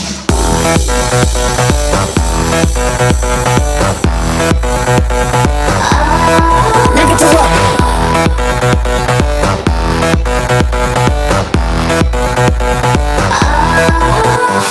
Break it up, break it down. See me coming, you can hear my sound. Tell somebody in your town. Spread the word, spread the word. Go call the police, go call the governor. I bring the trouble, they don't mean the trouble, y'all. I make it bubble up, call me the bubbler. I am the bad bitch, the bitch that you never know. Hold your head high, fingers to the sky. They gon' try to try ya, but they can't deny ya. Keep it moving higher and higher. Keep it moving higher and higher. So hold your head high, fingers to the sky. Now they don't believe ya, but they gonna need ya. Keep it moving higher and higher. Keep it moving higher and higher and higher. Work, work, work, work, work, work, work, work, work, work, work, work, work, work, work. Work it out, work it out, work it out, work it out, work it out, work it out, work it out, work it out, work it out, work it out, work it out, work it out, work it out, work it out. You better work. That time of a Wednesday morning, it's time for Fit Nation. Listen, that is such a workout song. Pumped me up for sure. And I was just thinking, one of these mornings, Michelle, yeah, you should get George and I prepped with a fitness trainer. Not this morning, maybe next week. For a Fit Nation segment where, yeah, we use our NTM studio space and gets our workout done to this very song. Yeah, it definitely does pump you up, give you energy to work out, get that fitness in. But this morning on Fit Nation, we're focusing on how to unlock your mobility in only 5 minutes. If we don't regularly move our joints through their full range of motion with mobility exercises, we gradually lose that flexibility.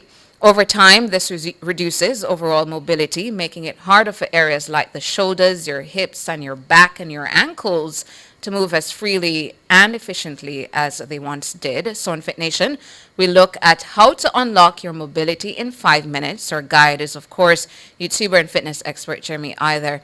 We use his videos all the time to play in this Fit Nation segment on different topics having to do with fitness. I told you guys, I believe it was last week in our Fit Nation segment, how my niece is on vacation. The first 2 days I was quite resistant to the walks around the pond and the exercise, but by day 3, I was ready to go and I was outside, and it did wonders for me in terms of my fitness. So that's something I intend to continue here in Jamaica in the driveway, just the afternoon walks.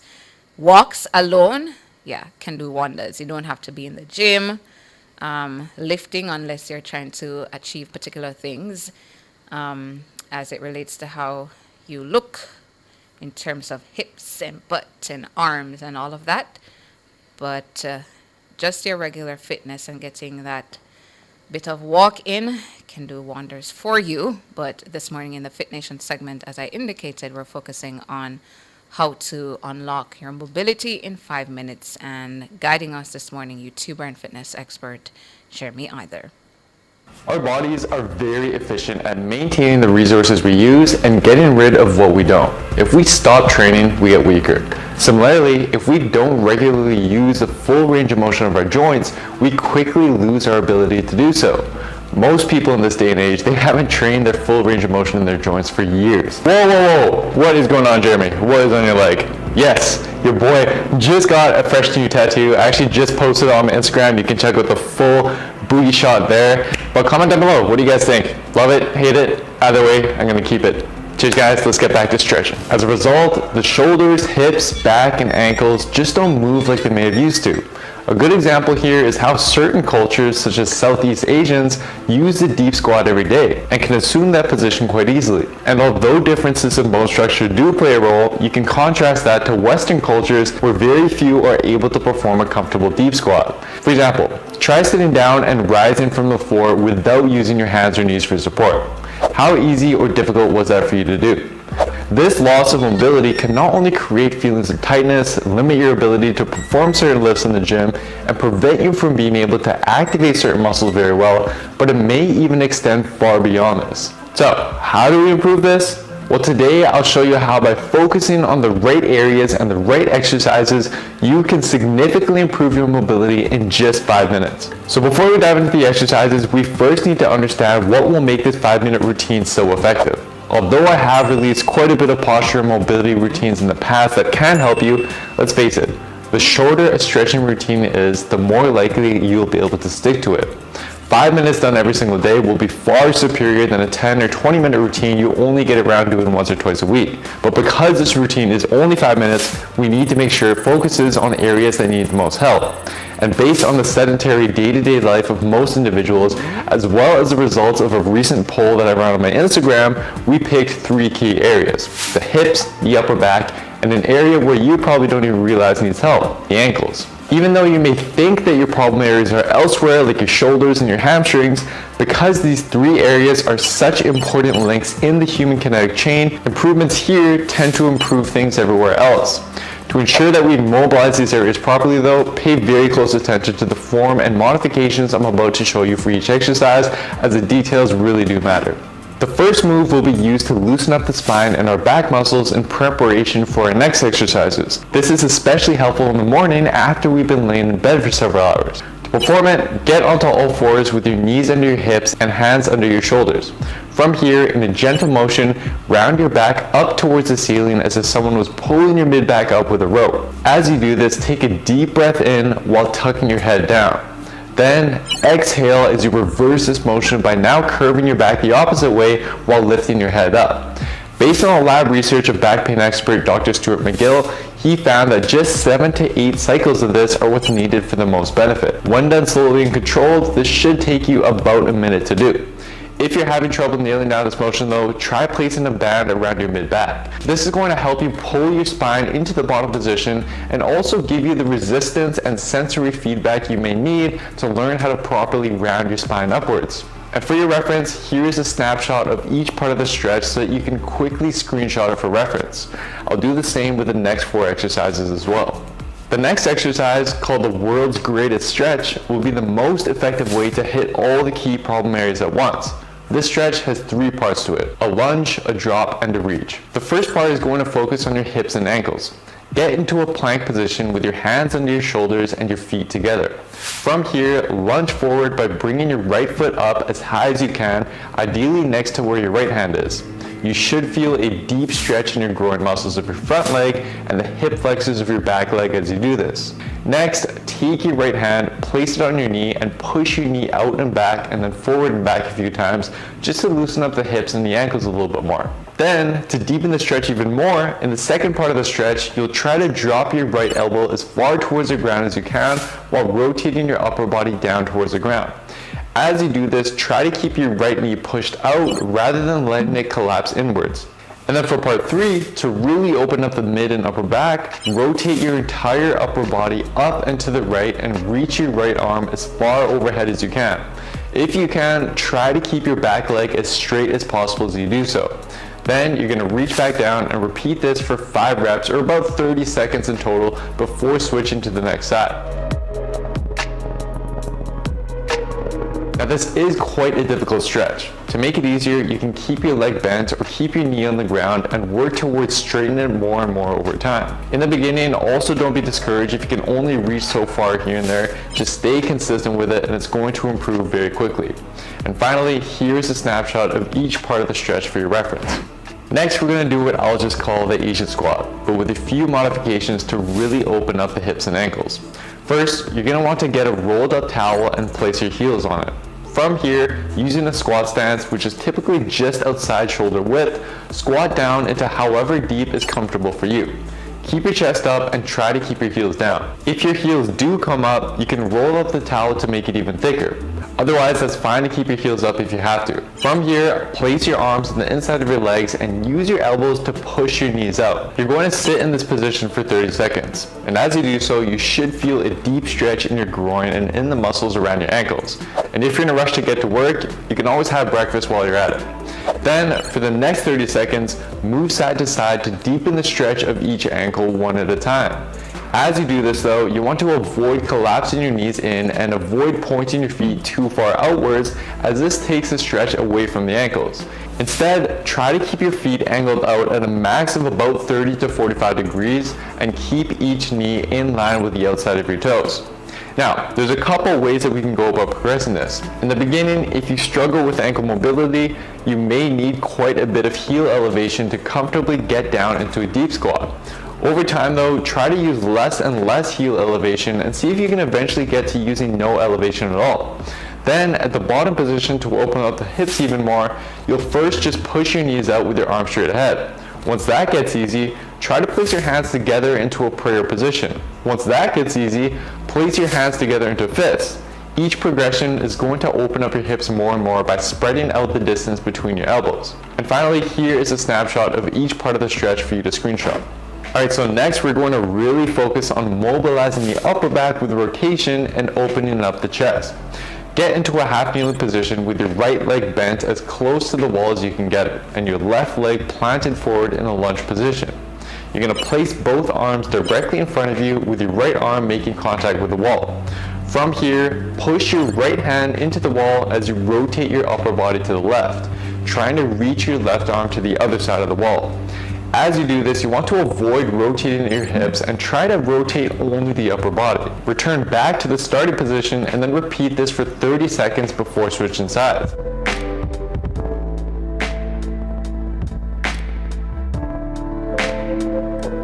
And to make it easier when starting out, try moving your planted leg further away from the wall and just try to rotate as far as you can without rotating your hips. As this improves, try to move your leg closer and closer to the wall and rotate further and further. Then, once you can get that down, you can progress it even further to really open up the chest and shoulders by sliding your hand against the wall as if you were drawing a half moon. And here's a snapshot of each part for you to screenshot. Okay, so now that we've loosened up your upper back, we will now temporarily have the mobility we need to be able to better activate and strengthen some of the smaller, weakened muscles in the back. Strengthening these muscles will help you maintain these mobility improvements long term. And the exercise we'll use to hit these muscles are wall slides. To perform it, stand with your back against the wall and contract your abs to flatten your lower back. Then slide your arms up and down the wall. To make this easier when starting out, place your feet further away from the wall, and then over time try to get your feet closer and closer to the wall while trying your best to keep your lower back flat. When done properly, you should feel a few muscles in your mid-back really light up as you raise your arms up. And if you can't initially keep your arms in contact with the wall all the way through, or you just can't slide your arms up very high at all, that's all perfectly fine. Just focus on improving this over time. And here's a snapshot of each part for your reference. Alright, so here is the full 5-minute routine. Each exercise will take you just about a minute to do, but within that minute, I want you to focus on doing as many high-quality reps as you can. And just for your convenience, I've created a completely free downloadable PDF that contains the full routine, step-by-step tutorials for each exercise, and instructions on how to use this routine for the best results. Thanks so much there to YouTuber and fitness expert Jeremy Either, focusing this morning in the Fit Nation segment on how to unlock your mobility in 5 minutes. Fit Nation was brought to you by Express Fitness 24/7. Your goal is our mission. You're listening to Nationwide 90 FM. The time is 8:21. Fontana Pharmacy has a wide variety of items from pharmaceuticals, household, cosmetics, toys, and more. The temperature by Fontana Pharmacy, it's all good inside, is 29 degrees Celsius in capital city Kingston, 30 out west in Montego Bay, 27 degrees Celsius in Mandeville. A voice, a personality you love returns to Nationwide this August. Afternoons on air and online at Nationwide will never be the same. Come into the parlor, there's a welcome there for you. Welcome to the Mayor's Parlor with Desmond McKenzie. From 1 to 7 p.m. every Sunday, you'll now get more of your favorite vintage music. Put your head on my shoulder. Nationwide 90 FM will transform your Sunday into a musical time machine that will take you way back. Come, let's go back in time. Journey into yesteryear with Desmond McKenzie in the Mayor's Parlor. I've got the music to jog your memory and make you smile. Put your sweet lips a little closer to the phone. Sit back, relax, and enjoy the best in vintage music. Come into the Mayor's Parlor every Sunday between 1 and 7 p.m. here on Nationwide 90 FM, a revolution in media.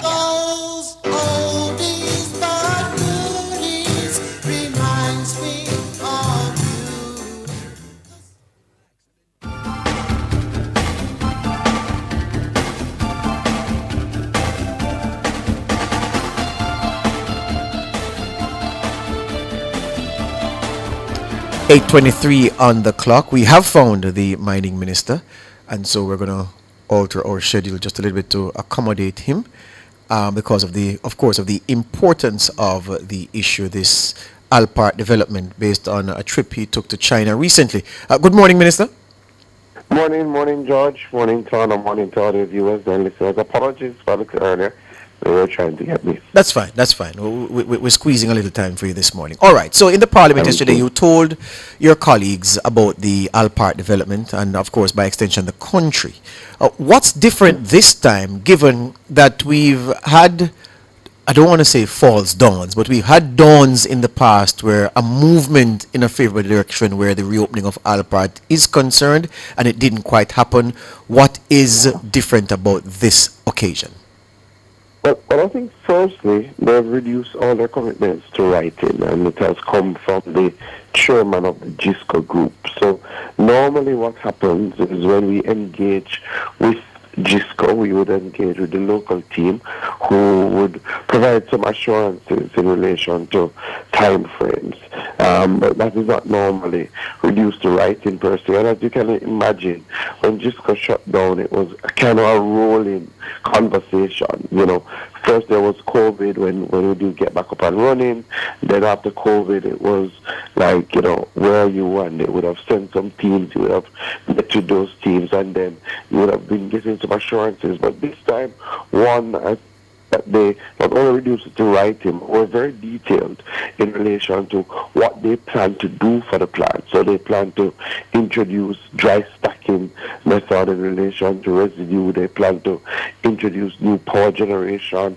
They plan to introduce a photovoltaic system, and they would have outlined the size of that system. They also plan to introduce some new technology, and they would have outlined that new technology. So I think the level of detail is critical. The other thing is that in the engagement that we had, we met with the board of GISCO, the chairman of the board, the director of international affairs, the director of mining on the trip. But we also importantly met with the governor of the Gansu province. And GISCO is a provisionally owned firm.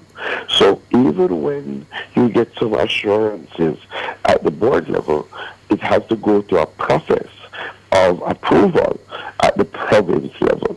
So I think one of the missing links, and I said to the team that in our visit we had to sit with the governor, is to speak directly to the governor to indicate the importance, clearly, our frustration and the fact that it has been closed for these years and what it means to the people of Jamaica, and also to hear from them in terms of their vision, their overall direction, and whether this was on the cards at all for the provincial government. And that meeting went extremely well. Clearly, the members of the board were there. The governor brought in his own team, including the person who is in charge of international investment, and we had a frank discussion. He spoke frankly about the amount of money that was invested. We may forget, but up to this point, GISCO has already invested about $360 million in getting Alpart back up and running in the initial phases. And clearly, we will not have seen any return on that investment. So, but coming out of that, there was a clear commitment to not only get it started again, and as the governor frankly said, it has to get back up and running and reach a state of profitability to ensure that the decisions made would benefit the people of Jamaica and the people of the province, but also also to do it in as quick a possible time. And speaking of as quick a possible time, just to clarify for us, Minister, from start to finish, about how long is the modernization project supposed to take? All right, so it will be two phases, and phase one is the phase that will get IPAP back up to producing about 1 million tons of aluminum per year, and that's the first phase, and the estimation is that will take 20 months to complete. As has been outlined, as I outlined in Parliament, the indication is that that work will start later this year, so you can work that 20 months from this year. They do want to send the team to have a sort of formal launch for the start of that, but that's after the work has started, as I indicated to them. So the expectation is that the work will start this year. It will take about 20 months. Clearly, once the work has started, it will also provide some economic boost for the area because people will be employed in that rehabilitation, and that is not just rehabilitating IPAC, but also doing things like getting the trade lines back up and running, and importantly, fixing Port Kaiser. So Port Kaiser, and one of the things that derailed the last plans is that Hurricane Melissa did do significant damage to Port Kaiser. Right, so as a part of phase one, Port Kaiser will be rehabilitated. So in that 20-month time period, Port Kaiser will be focused on, so that once they get back up and running to the 1 million tons, they will have that outlet to ship the alumina abroad. So that's the time frame that we're looking at. Yeah. So okay. The Port Kaiser link, appreciate that, because I was going to ask about that. One of the questions that was asked yesterday, I didn't catch the answer to it, even though I was listening. Philip Paul had asked if there was any tax concession made by you in those negotiations to pull GISCO back to the point of re-engagement. I didn't get your answer on that. I'm asking that again this morning. So in the discussion that we've been having with GISCO after they closed, and when we started the preliminary discussions, well, let me step back. When GISCO just started, clearly they would have been subject to some tax concessions. In fact, they were subject to 5 years of tax concessions, which they were unable to use the full gamut of those tax concessions because the plant would have only operated for 3 years. When we started the discussions again, when I became minister, and they had sent a team from the board out here, and we sat down. We had some discussions with the Ministry of Finance also in relation to whether they could benefit from the tax concessions for another 5-year period. And we had already agreed that that would be the case, especially appreciating that in the initial stages of the operation and what was invested and the employment benefit, they would have employed about 1,000 people, and that, quite frankly, that in that stage they were unable to recoup, and that they didn't fully use the concessions that were provided to them, that based on the level of investment, that level of concession would make sense. And as such, that is something that has already been indicated to them. So they would have a period of concessions to ensure that while they're setting up and their initial operation, they will be able to do that investment, get people employed, and then move to a state of profitability. And just for further clarity on the same point, you didn't go with anything new to offer. It's just what had been in the deal before. No, we didn't go with anything new to offer. It's exactly what had been on the table before.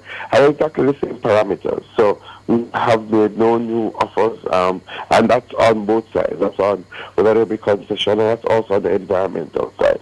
And the good news is that on the environmental side, there is a clear move by GISCO to reduce their carbon footprint, and this is internationally, and to utilize more green power. So when I toured and their steel smelter, what you making a direct shift to use more photo systems to help provide some of that power, and they plan to do that here. So I remember in the initial conversation around GISCO, there was a lot of challenge regarding their power generation. They've completely moved from that now, and the power that they're looking at is either by way liquid.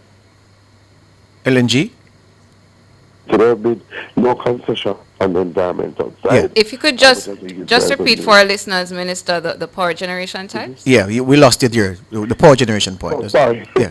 Yeah, so I'm saying I remember initially the conversation regarding GISCO had engendered a lot of debate in relation to power.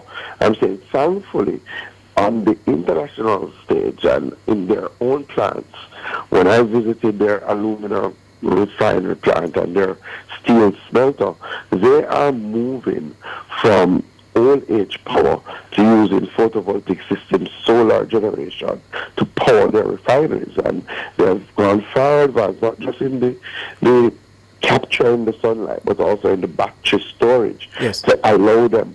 So they are going to be bringing some of that technology to Jamaica, and they have a clear direction that the power that they're using will be green power. So it's either they're looking at photovoltaic system, renewable energy, or liquid natural gas, so that they reduce their carbon footprint. So there has been no concessions on the environmental side. Yeah. Lastly and most importantly, between now and when phase 1 starts, what happens at Alpart? One starts, you start the work towards rehabilitating. So there'll be some work around power generation, there'll be some work around the refinery itself, there'll be some work around the clearing of the train lines and reinstituting the train lines. There'll be a major rehabilitation of Port Kaiser. While that is happening, there has to be, as I have said to them, focus on some of the long-standing issues like the rehabilitation of old mine pits. And in fact, they would have brought in May about US $8 million in equipment to help in that. And that has already started. In fact, they commissioned the equipment. State Minister Witter was there, and that equipment is out now trying to reclaim those lands. We're also working on getting people more titles, people that were relocated. So all of that work will continue while the heavy lifting happens. And the heavy lifting is really, in some parts of the plant, literally reconstruction, George, right? So it will be bringing in people to go through. They already did the asset verification. They are already out in the field doing exploration in relation to where they will mine.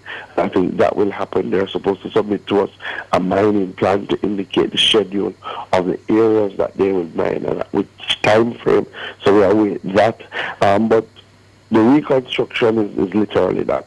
There will be rehabilitation of most of Alpart, and then in phase 2 there will be new construction to look at expanding from 1 million to 2 million. But we've all agreed, do phase 1 first, get up to the 1 million tons, have that operating profitably, and then move into phase 2. So I haven't been, hard on them in relation to when do you start phase 2, but I'm going to be very tough on them in relation to this 20-month time frame to get phase 1 completed.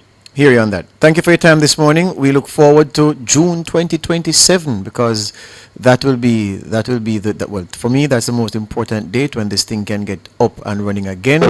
You see, and just to be clear, because I don't want people to say Alpart is going to be open June 27. Yeah. Won't be open June 27. June 27, we should have sufficient work to invite the media down to show what is happening. Yeah. And then based on the 20-month time frame, once we get it started this year, that's a year and a half, so we should be fully up and running by 2028, people employed again, and the plant producing aluminum and shipping it. All right, then. Hear you on that. Thank you for your time. All right, no problem. Good. Floyd Green, Minister of Mining, talking about Alpart and GISCO, the Chinese owners, are putting a timeline in writing for the resumption of full activities. We hope for the best. Central Jamaica needs it.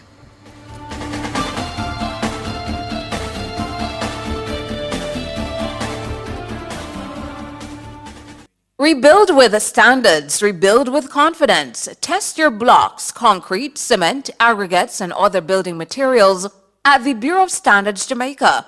The BSJ, building a nation, test by test. The time by the BSJ is 8:37.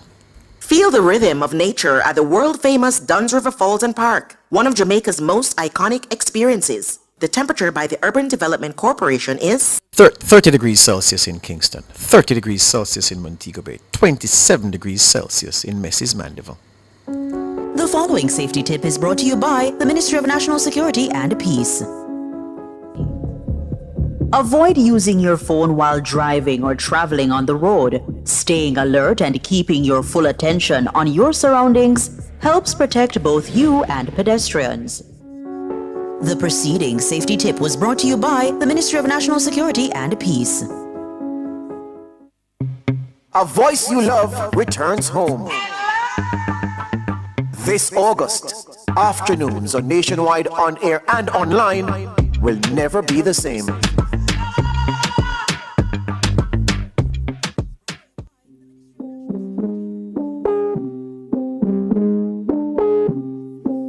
This is Nationwide's World Cup Player Profile, brought to you by JN Bank. We'll help you find a way.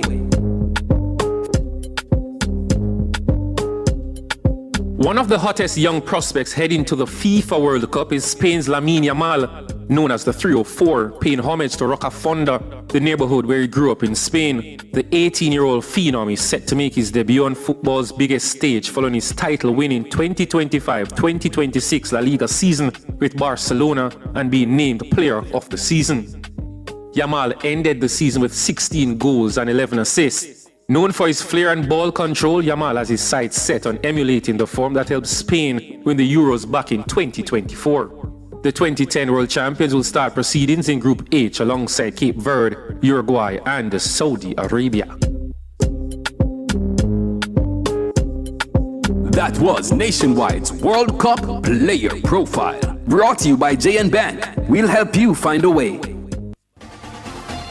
For all your electrical needs, visit ABC Electrical Sales. They stock a wide variety of electrical supplies including plugs, switches, panel boards and conduits, plus energy-saving fixtures.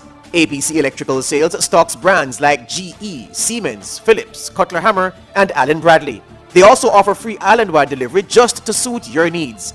Visit them at Shop 8, Hagley Park Plaza, Kingston 10, or call 876-754-3714-5 or 876-754-3825-8. ABC Electrical Sales, for a better choice in the electrical business.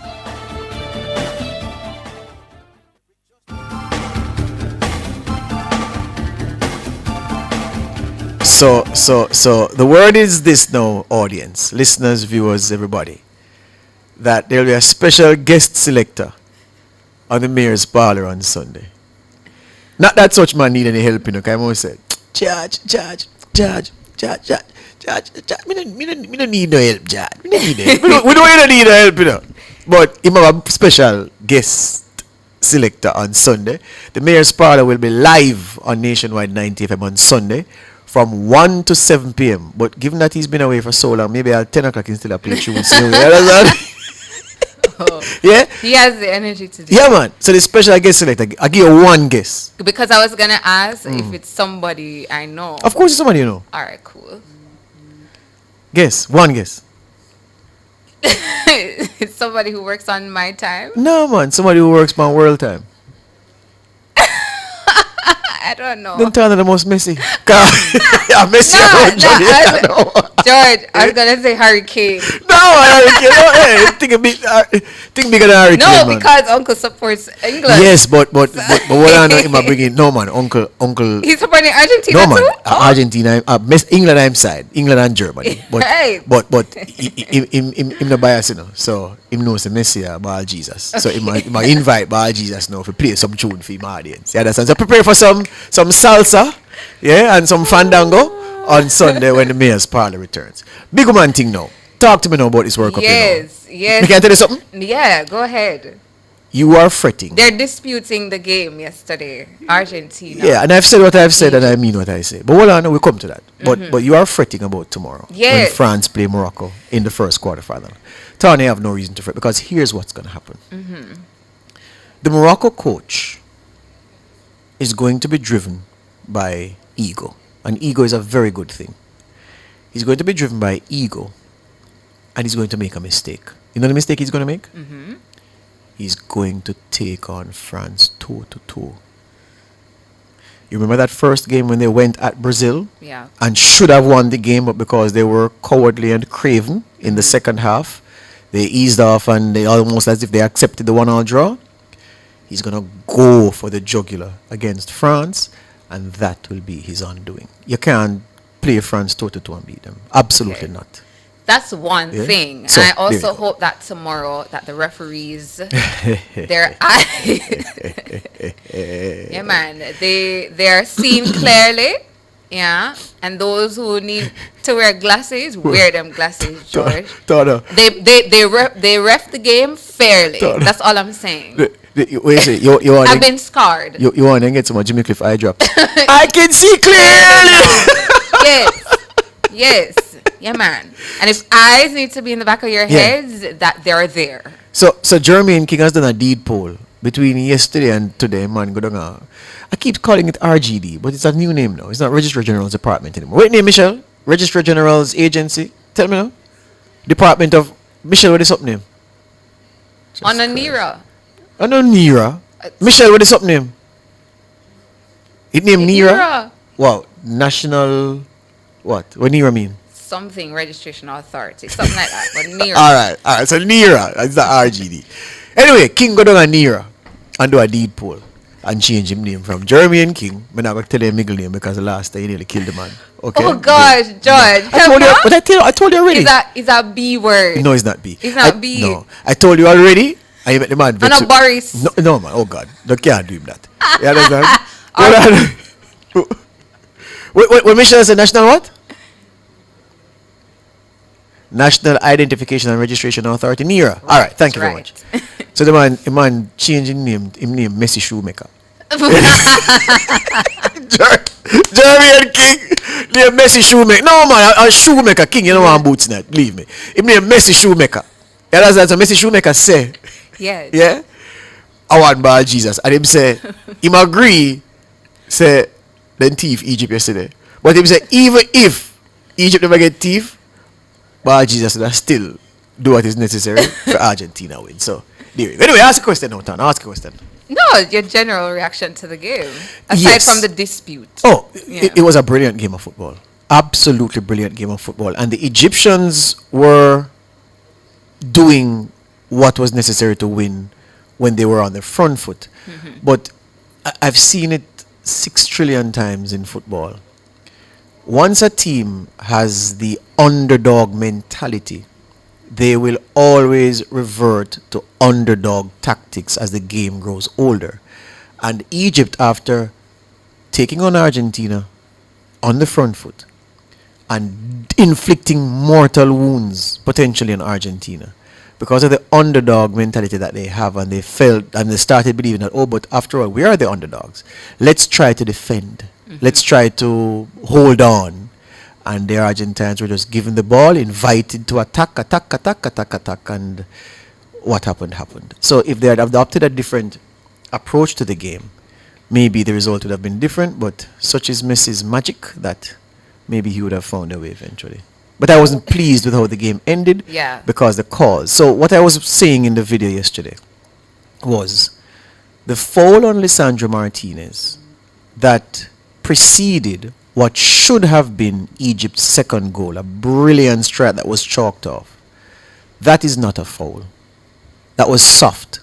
But if you call back the play for that foul and chalk off a goal for that foul happened almost level with the Egyptian 18-yard box. So the ball would have traveled about 80 meters up the field through 3 different phases. Man slide tackle and couldn't bring down the man. The Argentine defender slide tackle couldn't bring down the man. Another man tackle him, couldn't bring him down. Then the ball was passed and the score and the man scored. The Salah foul should have caused VAR to review the play. And then greater than that, Alexis McAllister hauled down an Egyptian in the box by the front of the shirt, making no attempt to play the ball. At a time when that player, had he not been hauled down, would have had a chance to fight for a second ball, which germinated from a header that his teammate went up for to contest with the Argentine defenders coming from across. Now, there has to be consistency. And when the rules are not consistently applied, or the laws of the game are not consistently applied, people will scream conspiracy theory. So I'm saying that VAR let themselves down by not being fair in how they adjudicated and how they applied the rules, and it gave credence to the claim that FIFA is trying everything to ensure that Ball Jesus plays in the final on July 19. I don't believe in conspiracy theories, none of it. I'm very, very much dismissive of all of them. But Lord, yesterday I said to myself, my gosh, man. Blatant, man. Was there at any point you think it was over for Messi and his boys? No, man, because Tana, I'm a Manchester United supporter. We've come from worse positions, and football supporters have seen teams come from some impossible positions. Liverpool 3-0 down at halftime in a European Champions League final, and you think that's over. So it's never over until if Argentina were 2-0 down with 90 minutes and 6 minutes of added on time, I still would have felt as if they could have done it because that's so football stay. Yeah. So someone is asking, and why is it that VAR takes so long to review? How long of a time should pass for VAR to come into play? 10 seconds, 15 seconds? What is the rule? You can't judge it like that because the circumstances are different, and you need to look at multiple angles sometimes. Sometimes some things are clear cut, but other times they have to look at different angles, referee cam, then they have to draw lines and all of that. So it's frustrating the length of time it takes, although to be fair to this FIFA World Cup, the VAR decisions have been usually quick. In the Premier League sometimes you can sit down, put on cold foot, take off the cold foot, season it up, cook it, and the VAR still not come back with the decision yet. So the decisions in this World Cup where VAR are concerned in the main have been quick. Can't complain about that. And quickly now, Spain, Belgium, Norway, England, Argentina, Switzerland, the other three quarterfinals aside from France and Morocco. Have you spoken on that? Yeah. Who will win? The usual Spain, suspects. Belgium. Yeah, man. Spain has an own bucky side, man. Norway, England. You know, if England lose to Norway, oh gosh, so England should win. And England should Argentina is going to. Yeah, Ball Jesus are going to win, man. A simple side of Ball Jesus, man. A simple thing. Messi should make a whistle in our ears. We take a break and come back with your birthdays.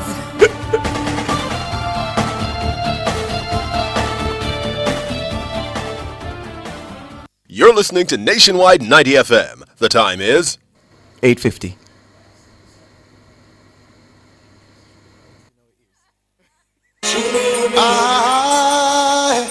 Glory, hallelujah. Hallowed be thy name. So Romain Simpson says the incident with Salah is not a foul. I agree, Romain, that it was not a foul. But the incident with Lisandro Martinez is not a foul either. And that's the point I'm making. But you chalked off an Egypt goal because you said that was a foul. And I'm agreeing that was not a foul because the Salah one was not a foul. But if you stop the game to review the Lisandro Martinez foul, then you stop the game to review the Salah so-called foul as well. That's what I'm saying. I know I'm not a Brazil fan, so I'm not bitter. Ball Jesus are the greatest thing right now. You understand? So it benefits me to see Messi go far, but me like when the game play fair, brethren, and that me I talk about. So it's not because of partisan considerations. I'm better than Tana where this is concerned, because Tana they are fret already, a day before the game, Tana are fret, Me I enjoy if France lose tomorrow, oh God, man. If France lose tomorrow, we not see Friday. No. Me know we not see Friday. Me know we not see Friday. No. Big up yourself. But easy yourself, the youth. Easy yourself, the youth. Never call them bigger, you understand? I'll go to the place, but I'll not appear on NTM. Should not work. I might need the place. Should not work, I might need the place. Right. Oh, good. But before we go to our birthday, so Uncle said there will be no mayor's parlor on if Messi come by NNN. Then he says he's not that good for the mayor's parlor, okay? Oh, who says so? Uncle says so? Joke uncle, man. Ball Jesus, I sit alongside the uncle. He prefer Hurricane. But celebrating a birthday today, happy birthday to Michelle Whitelock Fenton in Sav. Happy birthday as well to Cheryl Mullings in Kingston, Dane Jarrett in Falmouth, and Darassi Freckleton. Happy birthday to you. All of these greetings are coming from the president of the NTM Birthday Club, Sergeant Wayne Wallace. And happy birthday greetings to our friends on Facebook, Veronica Trotman, Sean Price, Norva Rodney, Andre Antonio, Aishana Ashley. Happy birthday. Happy birthday as well to Latoya Oyatul, Jennifer Maxwell, Shauna Bowen, and Delona Fleming. Happy birthday to you. Wishing for you guys a lovely day. And happy birthday greetings going out to... What am I seeing here? Somebody says, Tana, be strong or stay strong. You know the reason for it. Yeah, and Blessed Marcel Favor says, come on, Tana, that's not nice. Yeah, man, I'm not showing up if my team lose. And Alvin Bernard says, it's coming to England. So Alvin is an England fan here, supporting Hurricane and his boys, who will be playing. Their match is on Saturday. Saturday, July 11 at 4 p.m. Norway versus England. So if you're celebrating your birthday today, happy birthday to ya. If it's your anniversary, happy anniversary as well. And yeah. Without whom I could not be. Maybe you're trying to leave you out of your life. But I wouldn't be so unwise. And so I promise to serve thee, oh my Lord. Jah give me strength. Lord, give me strength to face another day. Mercy. Journey along life's road. Why me never see someone? Hey, no pharmacy in Jamaica have any bad candle left because people buy up all of them and light them for Argentina. Listen. Bad candle light on boat. Yeah, and then the France fans them now kill them dead. Every official in charge of the Big game Patagon. is from Argentina. No sir, no sir. A big Patagon. Yeah, but it's gonna be a very exciting game. That's tomorrow. right. That's right. That's right. I think all the games are the rest of the weekend, except for the Argentina versus Switzerland one. Are competitive on paper. Yes, are competitive on paper. Yeah, so it should be a great weekend of football as well. And then after that, we return to football action on Tuesday when the semifinals begin. Yeah. Lord, give me strength to face 876 Thelma sending happy sunny birthday to her pastor, Reverend Norma Rodney, over there in Kitson Town. Norva Rodney. Good morning to you, Pastor Rodney. It's your birthday. Happy birthday to you over there at the Kitson Town Circuit of the Baptist Church. Best wishes for God's continued grace and favor on you. So happy birthday. And Monique Grant sending happy birthday to her chapter chair, Damani Barkley from G2K Portmore. So good morning to you, Damani. It's your birthday today. Happy birthday to you. It's coming from Monique Grant. Someone is asking, Chris Mullings, if this is the first time all officials at a FIFA World Cup game are going to be from the same country. No, it used to be the rigor. It used to be the way, because one of the things you don't want is communication challenges among officials. So they used to be, your period officials usually have the same language. All referees are mainly English speakers, but as language has been liberalized, so you have a Spaniard who can speak fluent English, so he doesn't necessarily have to be an Englishman. But long and short answer to your question is that no, man, they've had that in the past. But the French fans, them just particularly suspicious, because they must say, boy, such man country, a female referee, them a come referee the thing like side eye. Mbappe and you know what I mean? So every decision. And yeah, Desmond McKenzie has jumped into the chat. Where am I saying? So uncle in the chat. What uncle I said? No, it's on a different matter. It's our birthday matter. So it's the anniversary of the birth of the founder of the JLP, Alexander Bustamante, today. Sir Alex's birthday today? Yeah. What? 83rd anniversary of his birth. So no, man. Can't be 83rd. You're mad. So that's Alex, what I asked him, if it's no, man. It's the JLP. The JLP is 83 today. It's the party itself. Yeah, man. Oh, it's the party. Yeah, man. Oh. So that's why I was asking him if it's 83 or 93. When Sir Alex was 83, he was still alive. So Nice. yeah. So it's the JLP's 83rd birthday. All right then. So Belmont Road, I will do a party today, Uncle. You're celebrating the anniversary of the birth of your party. Happy birthday to the JLP, coming from Desmond Mackenzie, the man who will star in the Mayor's Parlor on Sunday. Uncle, give me a segment now. Let me play some tune. I start with a lady, sir. Where's Were you going to remix it? I tell you, it was under the sycamore tree. Yeah. We got to go for a final birthday here. Ernetta Reed sending happy birthday to Lorna Pinnock. Enjoy a special day. So happy birthday to you, Lorna. Wishing for you a great one. That's about it for the show. Thank you so much for tuning in to Nationwide this morning, NTM. Thanks to our technical operator, the Argentina fan, Jermaine King. Messi Shoemaker. Mr. People, here at the office, we put on a big pot of rice yesterday. Because man, them say, boy, a curry goat for lunch, Curry goat and white rice, And then the man put it in the message and say, boy, hold off on the curry. We couldn't finish the pot yesterday. No, Cliff come with him big base, waiting for load up, Because I say, boy, a curry goat and white rice for him lunch. Nah, not quite. Not yesterday. Maybe weekend, but not yesterday. Oh boy. Up next, the Consumer Hour with Norgay Banton at 10. Cliff Hughes online as usual. I'm Tana. Good morning. You've just heard Nationwide this morning on Nationwide 90 FM.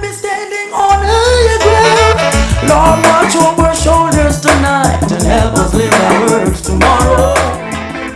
It's time for Hot Listings, Nationwide 90 FM's on-air classifieds, made for quick ads and fast results.